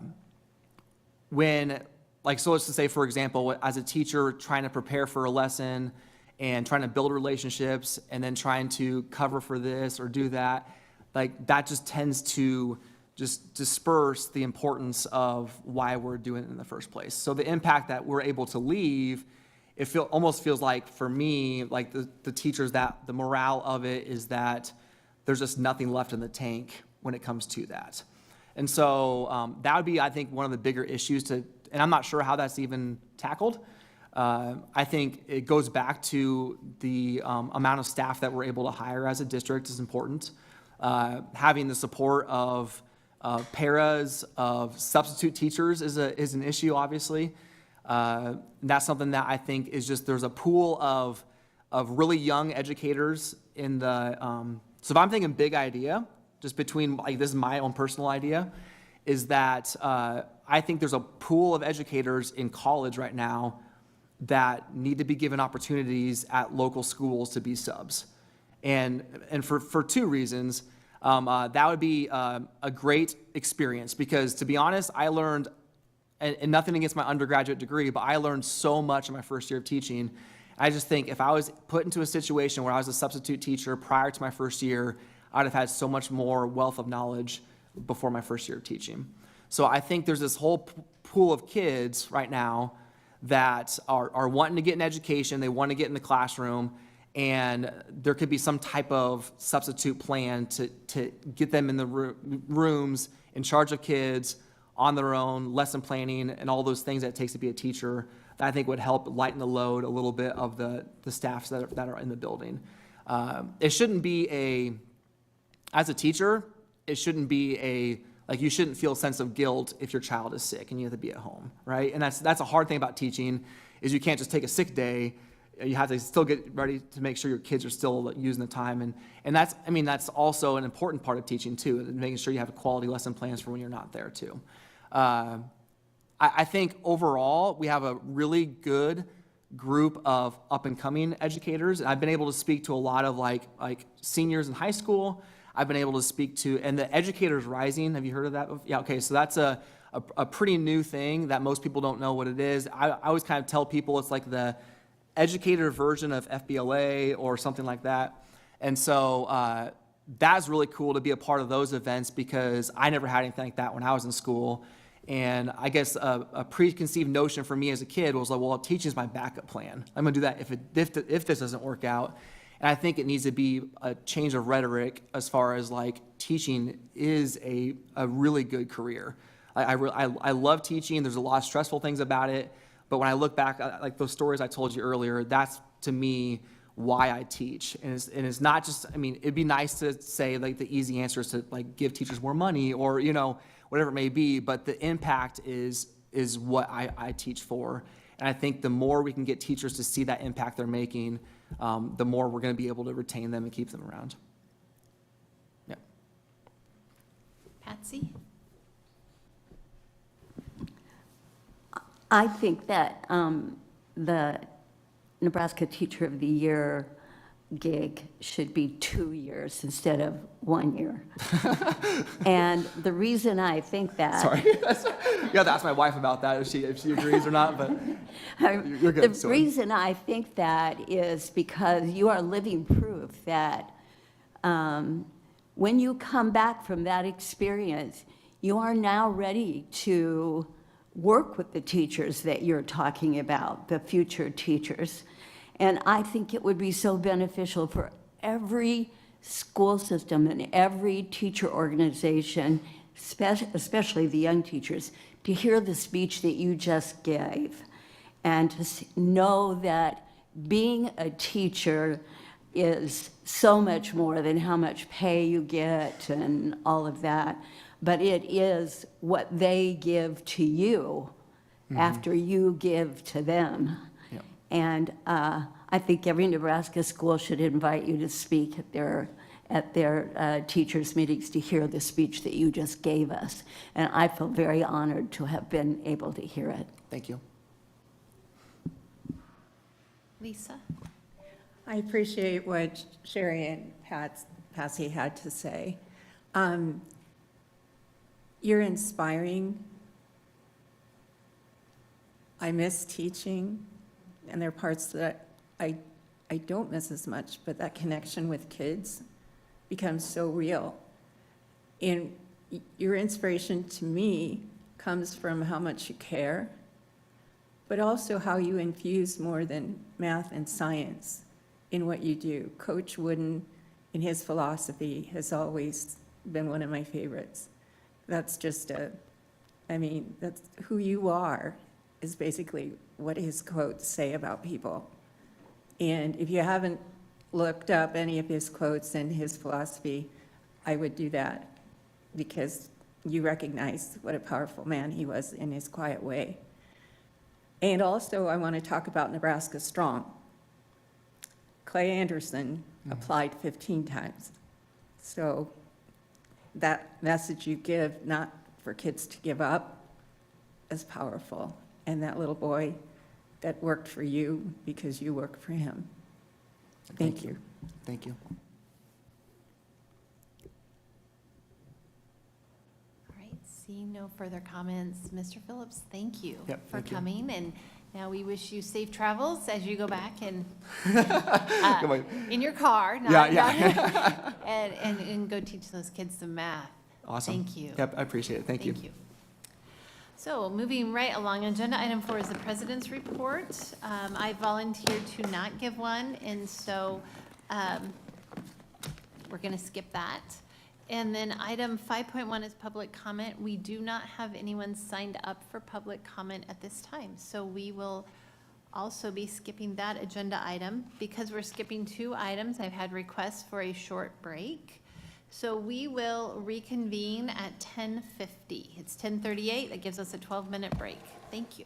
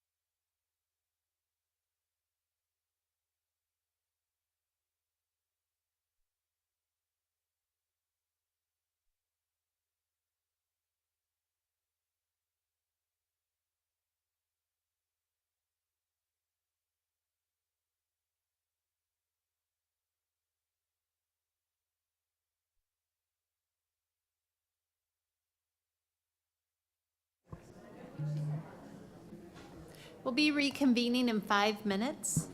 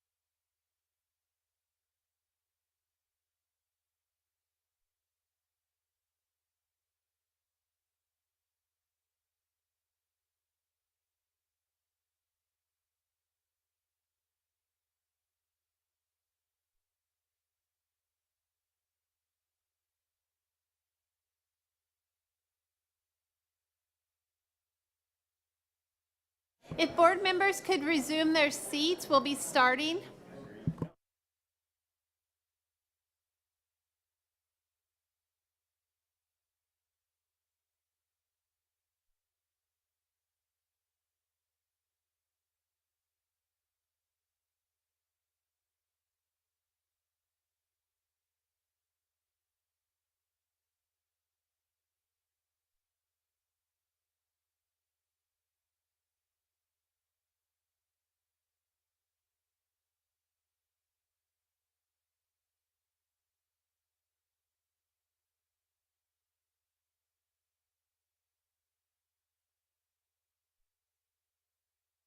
Recognize them as the teacher of the year, you know. And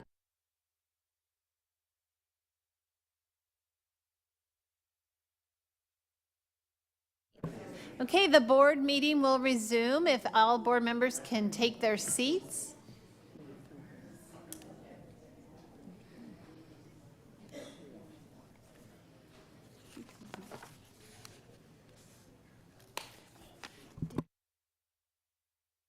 Okay. All right, thank you. All right. Also a record.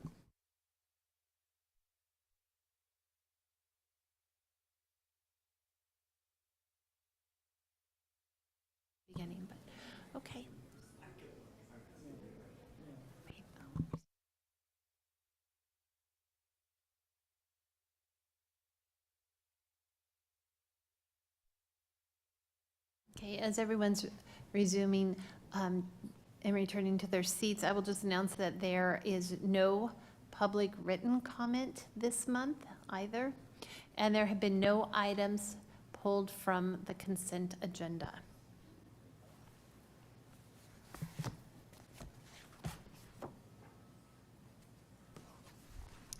Is there a motion to adopt the consent agenda? I move to adopt the consent agenda. Thank you. Any seconds? I'll second. It has been moved and seconded to adopt the consent agenda. Per board policy, there is no discussion on the motion to adopt the consent agenda. Would the recording secretary please call the roll? Penner? Yes. Jones? Yes. Fricky? Yes. Neary? Yes. Goebbels? Morrison? Tegmeyer? Yes. Kojons? Yes. 7 yes, 1 absent. The affirmative has it, and the consent agenda is adopted. The next item of business are the reports of the standing committees. Item 7.1, there is no executive committee report because the committee did not meet this month. Agenda item 7.2, Chair Patsy Kojons will report on behalf of the Budget and Finance Committee meeting. Thank you, and thank you to my committee that were able to make it to the meeting by Zoom and by calling me and telling me things, so I appreciate their help. And I appreciate my staff member, who is the person who keeps me on track. Date December 5th, Budget and Finance Committee meeting, 2024. The Budget and Finance Committee reports that at its Thursday, September 5th meeting, members present were Patsy Kojons, Lisa Fricky, and Sherry Jones. The committee reviewed 3 action items, including the biennial budget request submission and a contract for the system used to administer nutrition funds. The third item reviewed was the acceptance of a $55 million grant for the comprehensive literacy state development, and celebration ensued. This grant will further the work the department has already begun in the area of literacy and align with the department's focus on early literacy. NDE staff provided summaries and answered questions on all action items. The committee is supporting all 3 of the items presented for full board consideration. Additionally, the committee reviewed the department's deficit budget request and noted no significant issues were included in the department's initial deficit budget recommendation. The committee also reviewed 4 information items that included 3 grants and 1 request for proposal related to a possible contract next month. Lastly, the committee reviewed the monthly board travel expenses, noting no concerns. This concludes the Budget and Finance Committee report. Patsy Kojons, Chair. Are there any questions on the Budget and Finance Committee report? Okay. Any questions on item 7.2.a?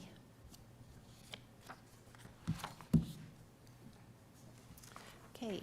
Is there a motion on item 7.2.b? Yes, Madam President. I move to authorize the Commissioner to approve the 2025 through 27 biennial budget request submission. Second. Is moved and seconded to authorize the Commissioner to approve the 2025 through 27 biennial budget request submission. Is there any discussion on the motion? Jacqueline? Hi. So just curious, we met yesterday in our rules and regs meeting, and part of the conversation that we had there was about high ability learners and the annual allocation that we receive for that. And so a question that I had in our rules and regs meeting was, would the biennial budget request is that the place where we as a board would ask the legislature to appropriate more money to that particular fund? And so I'm just curious, I don't want to say, did your committee talk about that, because they wouldn't have known to talk about it. So that's an unfair question. But to the department, I'm curious about, is this the right place that we would make the request? And in terms of timing, if that was something that this board wanted to take up, are we too late this year to amend this if that was something that we wanted to do, to ask for more money? Or is it that, like, how far in advance are we? Are we too late? What's the timeline on this? I appreciate the question, I really do, because this has been brought to our attention as long ago as 6 years, and Elizabeth's committee worked on it as well. And so I think it's appropriate to perhaps request, Madam President, someone to come up and answer Jacqueline's question. I don't know the specifics of the process. So Jacqueline, I'm going to request that Bryce come up and address your concerns. Yeah.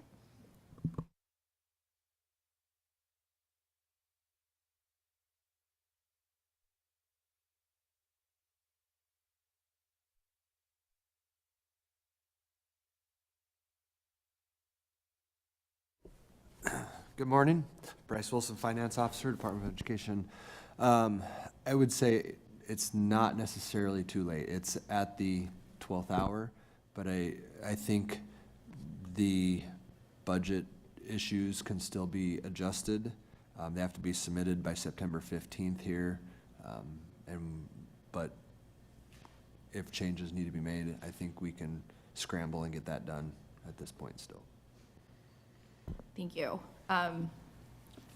So board members, I'm torn on this because, one, it has to be submitted in 9 days. And so we'd be making a decision, I guess, here on the fly.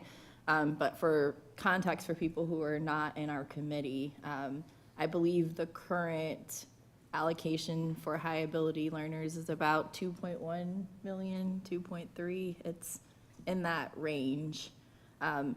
And so what that, I'll need some help from staff, but I think what that comes down to is each school district that is applying for funds gets about $2,300 for identification, and then a set fund based on the amount of students that are identified, or of like a per pupil amount. But it's pretty nominal when you think about the need for being able to reach students who are high ability learners.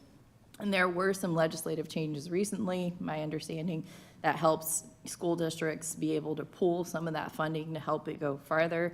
But in terms of increases, there haven't been significant increases to this fund to be able to really grow it. And so if we want to ask for more money, or if we want to really start to move the needle on this particular thing, this is the budget is the place for us to say, let's ask for more money. The problem I'm having right now is I don't know what that number is. You know, if we go to the legislature this year and ask for 3 million, does that preclude us from going? It doesn't preclude us from asking in the future years, but do they say, well, you just got this bump, so what's the appropriate bump to ask for? So I don't know if staff has looked into this in the past. I'm gonna just assume I would be putting you on the spot to ask you that right now, and I don't want to do that. But if we were to ask for an increase, are there other models or places where we've asked, like for a like let's say a 5% increase year over year, or a 3% increase year over year? Are there other places where we've asked for more money, and how do we decide what that amount would be?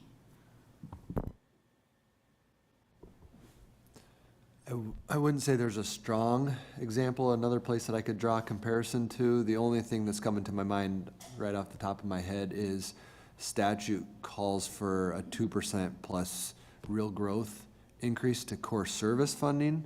So it's a 2% increase there, which actually they've never funded in 15 years.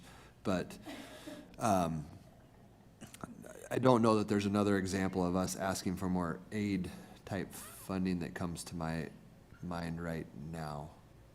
So for the aid that we're getting, and if we have to come back to this later today, like if we have to table it, I'm happy to motion that for you to have time to get the answers. But when we're in our current request, have we asked for additional funding? Like, are we building in a 2% increase from last year in what we're asking for this, or do we just take the number we got last year and ask for the exact same amount? Do you know? For high ability learners for that aid. So we wouldn't be asking for any change at all in any of the aid programs or aid packages going through, with the exception of the only one identified was the ESU core service because of the statutory increase there. So I guess I'd like to hear from other board members if you have thoughts on whether we should ask for increased funding here, or is this something that you think, let's wait, because it's a biennial budget, so that'd be 2 years from now that we revisit this issue. So if people around the board think this is last minute and we shouldn't touch it, I'm happy to kind of back off. But if you do think this is something we should be looking at as we look to update the regulations, we also have statutory updates. Is this something? I'm just curious if I'm the only one who's thinking about this or not. So I think we'll have members who weren't in the rules discussion weigh in first, and then we'll loop back to the rules committee members. So Deborah, I saw your hand. I guess I just, I mean, this is the opposite of what I normally see from you, Jacqueline, where, you know, I mean, this is, it is the seventh hour, and it's, you know, whether it's science standards or our budget appropriation or you know, it's, we haven't had the big picture discussion about this, and while it may be an outstanding idea, it's, you know, I feel like there has been a process in place that was to look at all Nebraska students, not just certain groups of students, and that our budget request was made based on that. And I guess I don't like seventh hour changes, as I said, whether it's science standards or our budget request. And while I support the idea of that, definitely, and I mean, but I believe, are there other opportunities for us to request funding through other means, even if it's not included in the biennial budget? Is there legislative opportunities? Is there grant opportunities? I don't know, but anyway, I wasn't part of the full discussion in the Finance Committee meeting, and so maybe I'm missing something, but that's just my thought. Thank you. Okay, Sherry? Bryce, I'm not sure you would be able to answer maybe this first one, but I'm wondering what we are hearing from schools regarding the funding of their high ability learner programs for their learners. Are they believing there's a shortage of funds and they're not able to serve them? I haven't had any communication one way or another on that topic with schools. That might be Dr. Maher. Have you heard of anything from your, I'm putting you on the spot as well, I apologize. That's okay, and I might attack it from just a little bit of a different angle. I haven't heard any conversation about that in my 14 months in this position, but a little bit of that I think is an indictment on me. I also haven't asked about that particular piece in my 14 months in the position. But if you'll allow me to hearken back to the time that I sat in the superintendent's seat in this state, we always thought, that's what we get this year. That's it. And it was exactly as Board Member Morrison described, is a minimal amount to help you identify kids. You're pretty much on your own to put programs and implement programs together after that. So it's an issue, and now I think it's up for you to decide what the timing on the issue. Okay, and may I continue? I also agree with Deborah, I had this written down.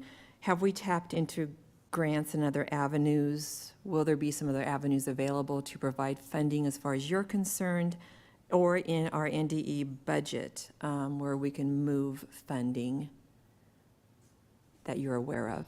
Thank you. Yeah, there's not really going to be opportunity to move funding around within our budget for that purpose. Are there grants? You know, I suppose we could get Lane and Jesco on that next, since they're so good at writing grants. But there possibly could be. What those are, I'm not aware for sure, but that's something, you know, we could definitely keep an eye out for.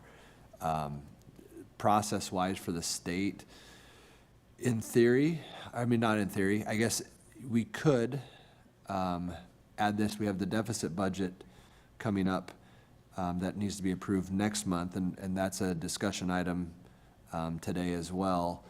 We don't have anything major identified for that, and typically that wouldn't really fit as well as a deficit budget item, but there's nothing that says you can't add it there. I would just say it's probably less likely to get consideration from the capital as a deficit item as opposed to a biennial budget item where you typically ask for those types of things in that budget process. Any other board members? Lisa?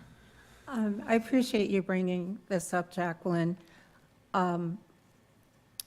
15 years has gone by without any increase at all, and I think that something needs to be done.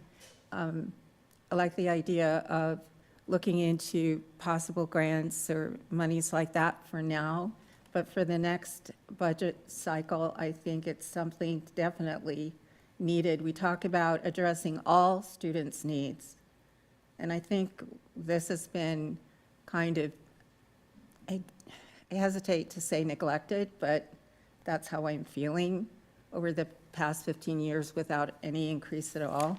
So I think it's something we need to think through very carefully to benefit this program, because we address all students' needs from where they are and where we want them to be successful. And those programs really do innovate and help invigorate kids to stay in school and to do things that they can be doing beyond to be successful in life. So I think it's a great idea. I think we need to put some more thought into it, and but it does need to be addressed. At what point? I hesitate to do it right now, because I think there needs to be some forethought, planning, looking into grants and other ways for now. That's just where I am right now. Jacqueline? So I want to just provide a little more context. So this was not the budget committee who had this discussion. This came from the Rules and Regs Committee discussion. We, about a year ago, in our Rules and Regs, started talking about or discussing which rules and regs hadn't been touched and places that we wanted to see updated. And one of the places that had not been touched in over 15 years, 20, how many was it, Elizabeth? It's from 98. From 1998, we have not updated our high ability learner rule and reg. So that's on us. And so as a committee, we asked the staff, who was very, I think, excited to work with us on this and say, you know, this is great. And so we started working with her, and we got some updates yesterday in our committee meeting about here's what's going on.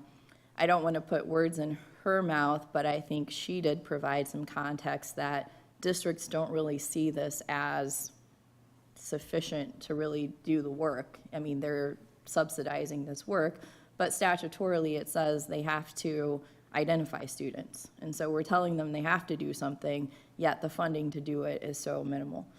The next conversation that we got to in our committee meeting is, what's our teeth? We know that there are students out there who are being missed. We know that there are students who may be identified but who aren't getting services. And so what happens if districts aren't doing this? And so you think about sticks and you think about carrots. And so what if there was more money and we could use it as a carrot to incentivize school districts to really do something and make sure that they are being accountable to all students? And so that led us then to the budget question of, well, where is the right place to ask for more money and more funding? And it's our budget. So if we're submitting a budget as a board annually, and we have never asked the legislature for more money, how can we complain that this is underfunded or that districts aren't getting enough money if we aren't even making the request for more money?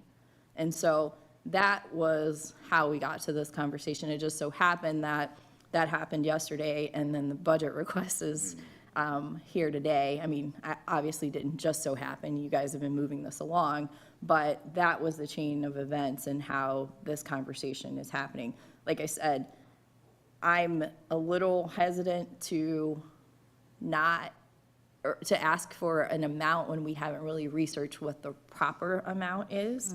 So that's why I'm like, maybe this isn't the time, but I'm also a little worried that it's gonna be 2 years before we can do this again. And so that's, if this hasn't been updated, or we haven't looked at this since 1998, that's 2 more years that we're kicking this down the road before we ask the legislature to deal with this matter. So that's the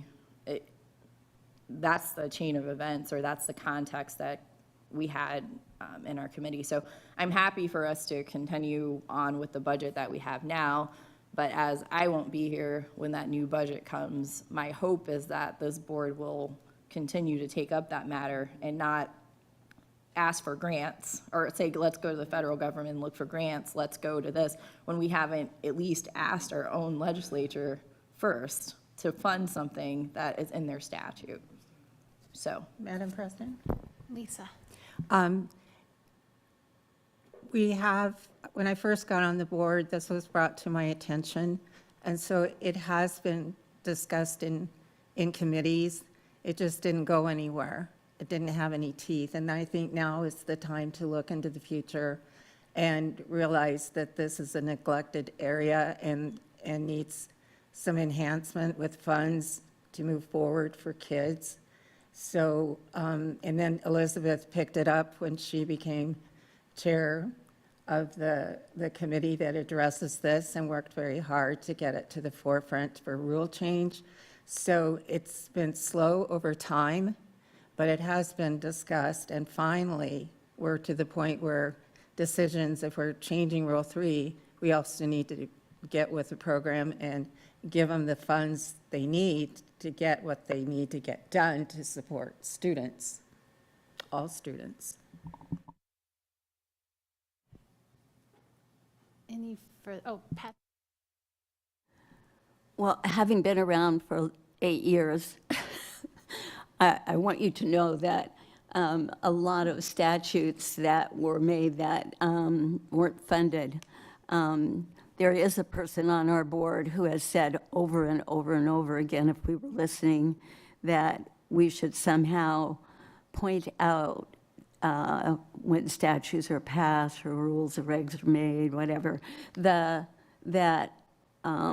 they should be financed. And that person is Lisa Fricky.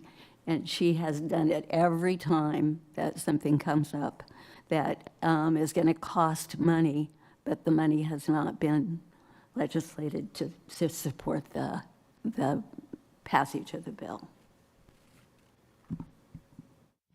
Okay. Any further discussion? Bryce, I'm going to ask you to stay up just for a little bit longer, just in case. Any further discussion on this? I'm not sure if we're going to have an amendment or if, no. Okay. So any further discussion on the proposed biennial budget requests?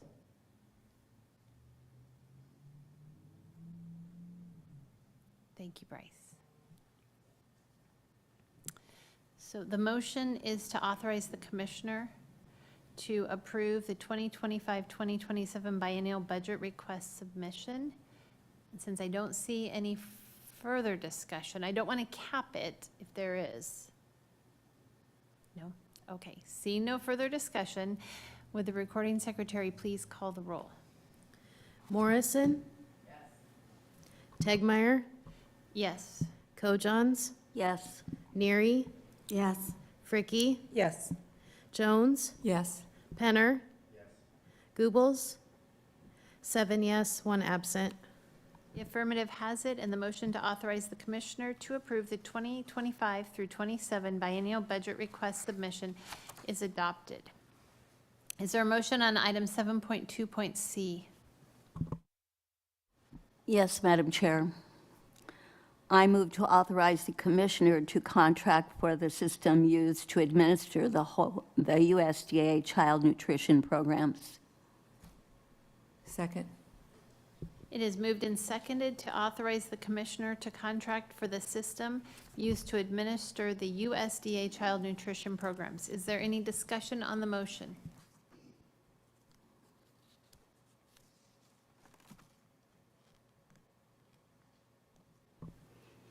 The motion is to authorize the Commissioner to contract for the system used to administer the USDA child nutrition programs. Would the recording secretary please call the roll? Neary, Yes. Goebbels, Morrison, Kojons, Yes. Fricky, Yes. Penner, Yes. Tegmeyer, Yes. Jones, Yes. 7 yes, 1 absent.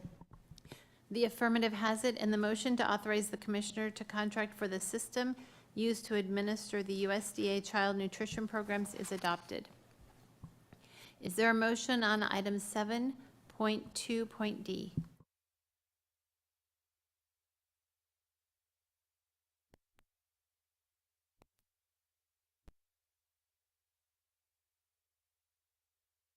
We are on item 7.2.d.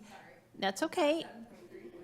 Nope, 7.2.d, this is the comprehensive literacy state development. Does somebody have a motion on that?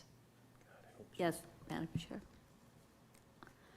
I move to accept the Comprehensive Literacy State Development CLSD grant funds and authorize the Commissioner to enter into contracts and subawards to carry out grant activities. Second. It is moved and seconded to accept the Comprehensive Literacy State Development Grant Funds and authorize the Commissioner to enter into contracts and subawards to carry out grant activities. Is there any discussion on the motion?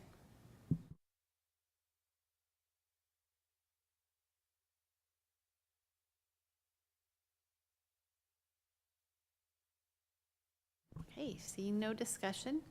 The motion is to accept the Comprehensive Literacy State Development Grant Funds and authorize the Commissioner to enter into contracts and subawards to carry out grant activities. Would the recording secretary please call the roll?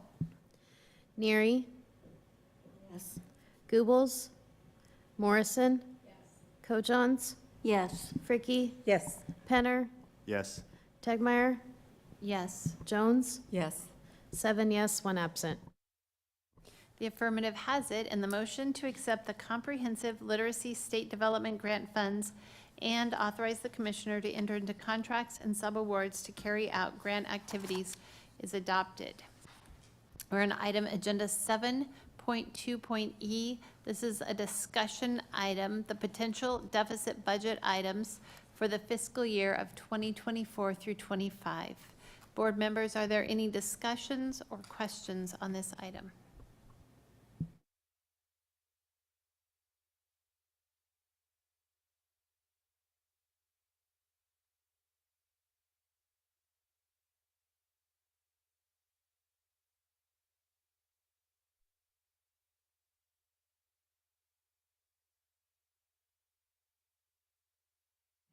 Seeing no questions, we'll move to agenda item 7.3. Chair Cherry Jones will report on behalf of the Planning and Evaluation Committee meeting. Thank you, Madam Chair. The Planning and Evaluation Committee reports on their committee meeting on September 5th, 2024. The members present were Deborah Neary, Patsy Kojons, and myself, Sherry Jones. The committee reviewed 4 action items, with NDE staff providing summaries and answering questions on all action items. The committee supports the 4 items for full board consideration. The committee reviewed informational items related to the assessment and reporting plan and assessment technical report, model policies for schools, and the Nebraska Council on Teacher Education Organizational Policies. This concludes the Planning and Evaluation report.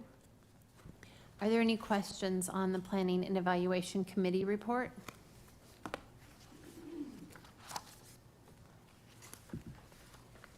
Okay, agenda item 7.3, is there a motion on 7.3.a? Yes, I move to authorize the commissioner to approve the Nebraska College and Career Ready Standards for Science. I second that motion. It is moved and seconded to authorize the commissioner to approve the Nebraska College and Career Ready Standards for Science 2024. Is there any discussion on the motion?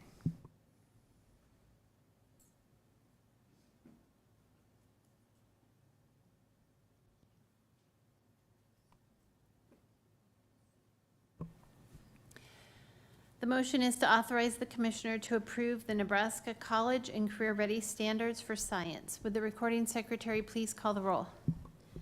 Penner, No.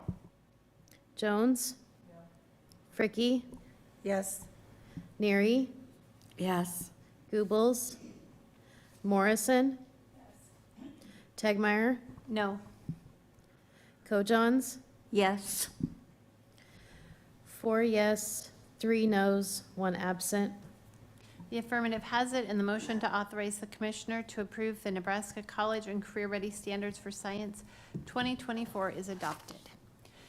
Is there a motion on item 7.3.b? Yes, Madam President. Whoops, never mind, I'm C. Is there a motion on item 7.3.b? This is the pilot process.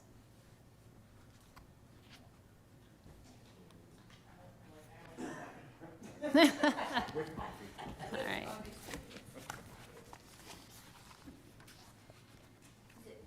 Yes.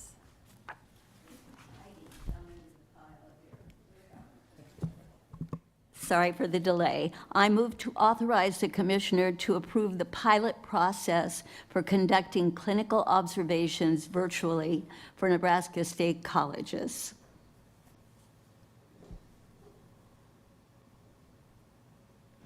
Second. It is moved and seconded to authorize the commissioner to approve the pilot process for conducting clinical observations virtually for Nebraska State colleges. Is there any discussion on the motion? Yes, Madam President. Sherry? Just would like to point out that at our last meeting, we had offered or asked for a couple changes to be made, and that has been done. So one of the components we wanted was having student input on their experience with this virtual observation, and so that has been put in this. Another thing we were told of is that it was crucial to note that the National CACREP, which is the accreditation of counseling and related educational programs, that accreditation does not require in-person site visits for field experience students, so that supported, or at least supported, their decision to do virtual. Members, I'm maybe missing another one.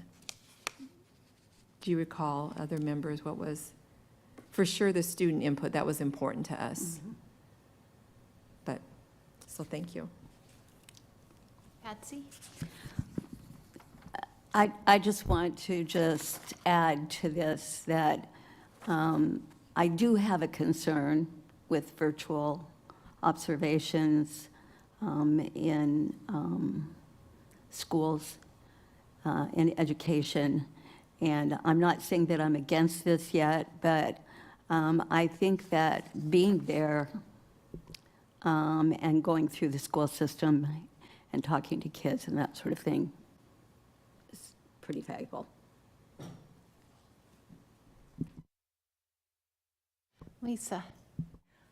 I agree with Patsy that that also was kind of a red flag when you're going to counsel someone, as you know, Sherry, one-on-one, that personal touch is really important. However, due to the shortage of counselors and psychologists, I'm going to support this.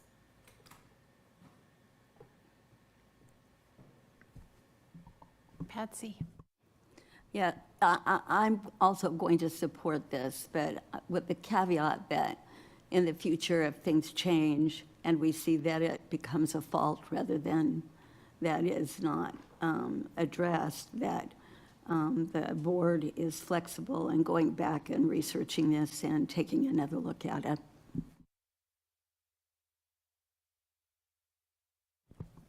Okay. All right, the motion is to authorize the commissioner to approve the pilot process for conducting clinical observations virtually for Nebraska State colleges. Would the recording secretary please call the roll? Morrison? Fricky? Yes. Jones? Yes. Goebbels? Kojons? Yes. Neary? Yes. Tegmeyer? Yes. Penner? 7 yes, 1 absent. The affirmative has it, and the motion to authorize the commissioner to approve the pilot process for conducting clinical observations virtually for Nebraska State colleges is adopted. Is there a motion on item 7.3.c? Yes, Madam President. I move to authorize the Commissioner to approve the Rule 11 teacher waiver request for Dundee County Stratton Schools. It is moved and seconded to authorize the commissioner to approve the Rule 11 teacher waiver request for Dundee County Stratton Schools. Is there any discussion on the motion?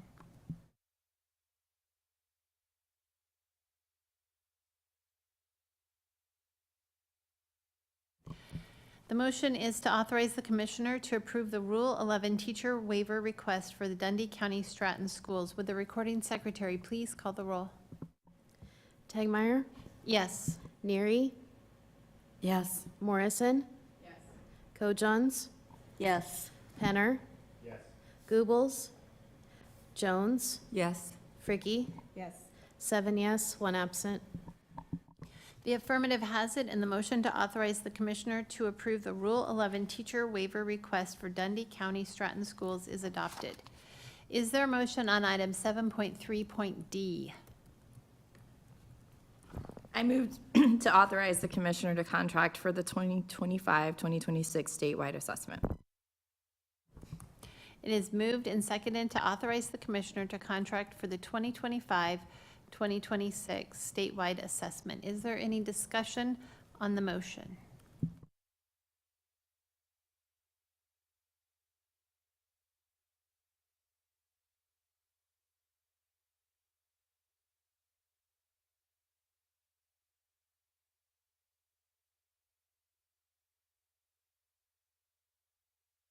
There's a lot of wait time. It's kind of a big decision, so I just wanted to give people time to look through that on the agenda.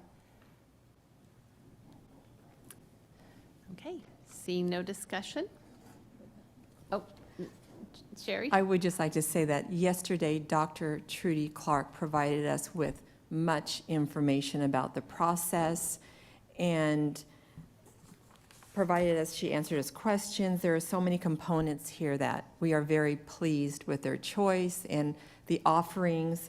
One offering is that they chose NWEA, and they are offering an optional service of hand-scoring student-constructed responses that may be a more authentic evaluation of measurement of students' writing skills. That was part of the determining to choose NWEA, or one factor involved in choosing. And I mean, perhaps Dr. Trudy Clark could come and give more information, but she was just so thorough in the information she gave us that I'm very confident in passing this. I just don't know how much our public would like to hear. I don't know.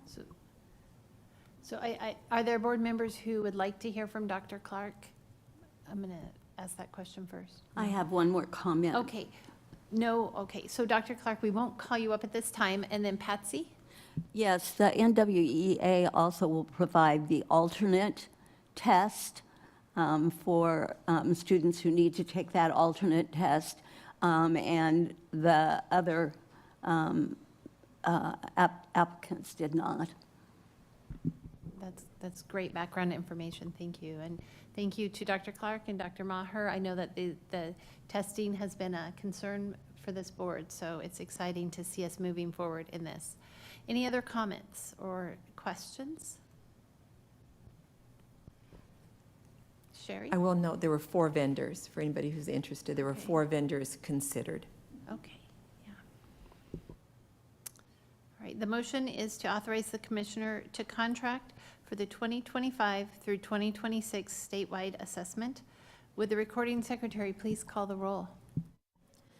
Tegmeyer, Yes. Neary, Yes. Morrison, Penner, Yes. Goebbels, Jones, Yes. Kojons, Yes. Fricky, Yes. 7 yes, 1 absent. The affirmative has it, and the motion to authorize the commissioner to contract for the 2025 through 2026 statewide assessment is adopted.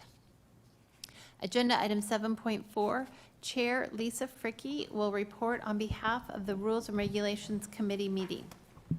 Thank you, Madam President. The Rules and Regulations Committee reports on September 5th meeting of the committee. Members present, Lisa Fricky, Jacqueline Morrison, Kirk Penner, and Elizabeth Techmeyer. NDE staff discussed the repeal of Rule 25, Excellence in Teaching Act, in response to legislation transferring the program to Coordination Commission for Post-Secondary Education. The committee reviewed the repeal draft. NDE staff will proceed with the process to repeal the rule. NDE staff provided information on suggested revisions to Rule 3, identification of high-ability learners. NDE staff will continue their work to develop a public input draft for the committee to review.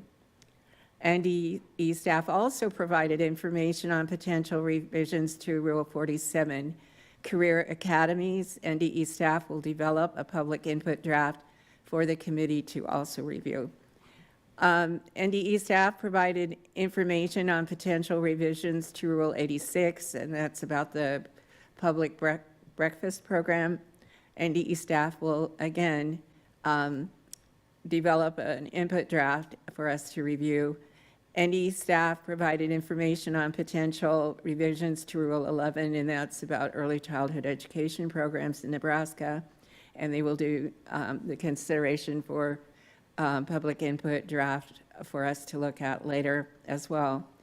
NDE staff provided an update that public input drafts for Rule 21, teacher certification, and Rule 24 endorsements were made available to the public August 16th, 2024 through September 13th, 2024.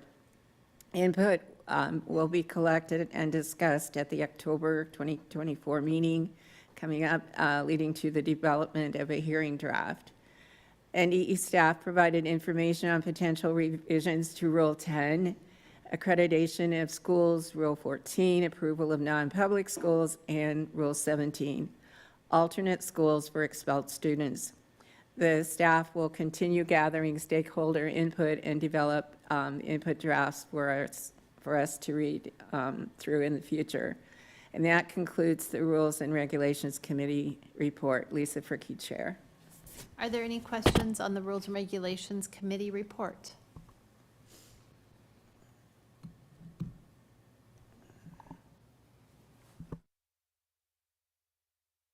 Okay, we are agenda item 7.4.b. This is a discussion item to review the proposed repeal of Rule 25.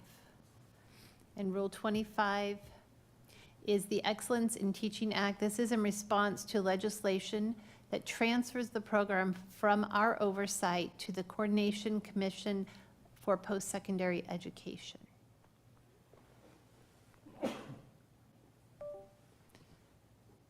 Any discussion or questions on the repeal of Rule 25?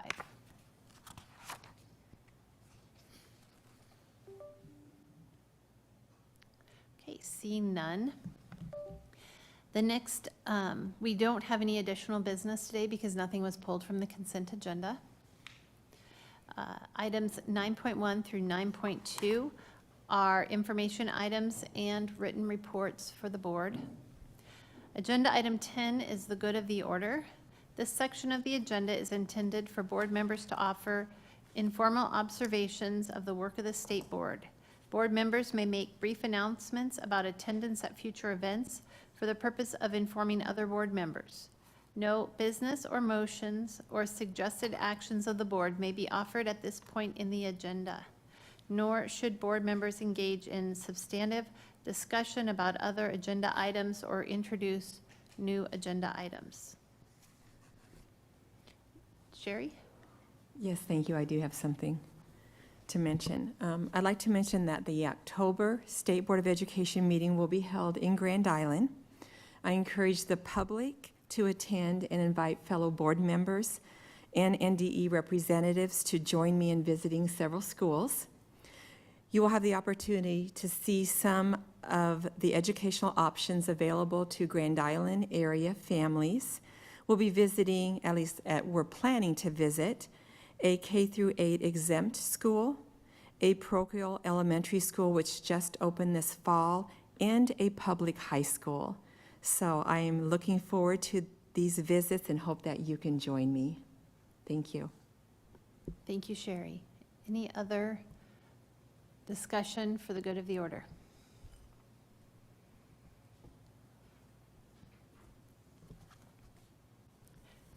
Okay, seeing none, thank you to those who attended in person and those who tuned in to our broadcast. The next meeting of the State Board of Education are scheduled for October 3rd and 4th, 2024 in Grand Island, Nebraska.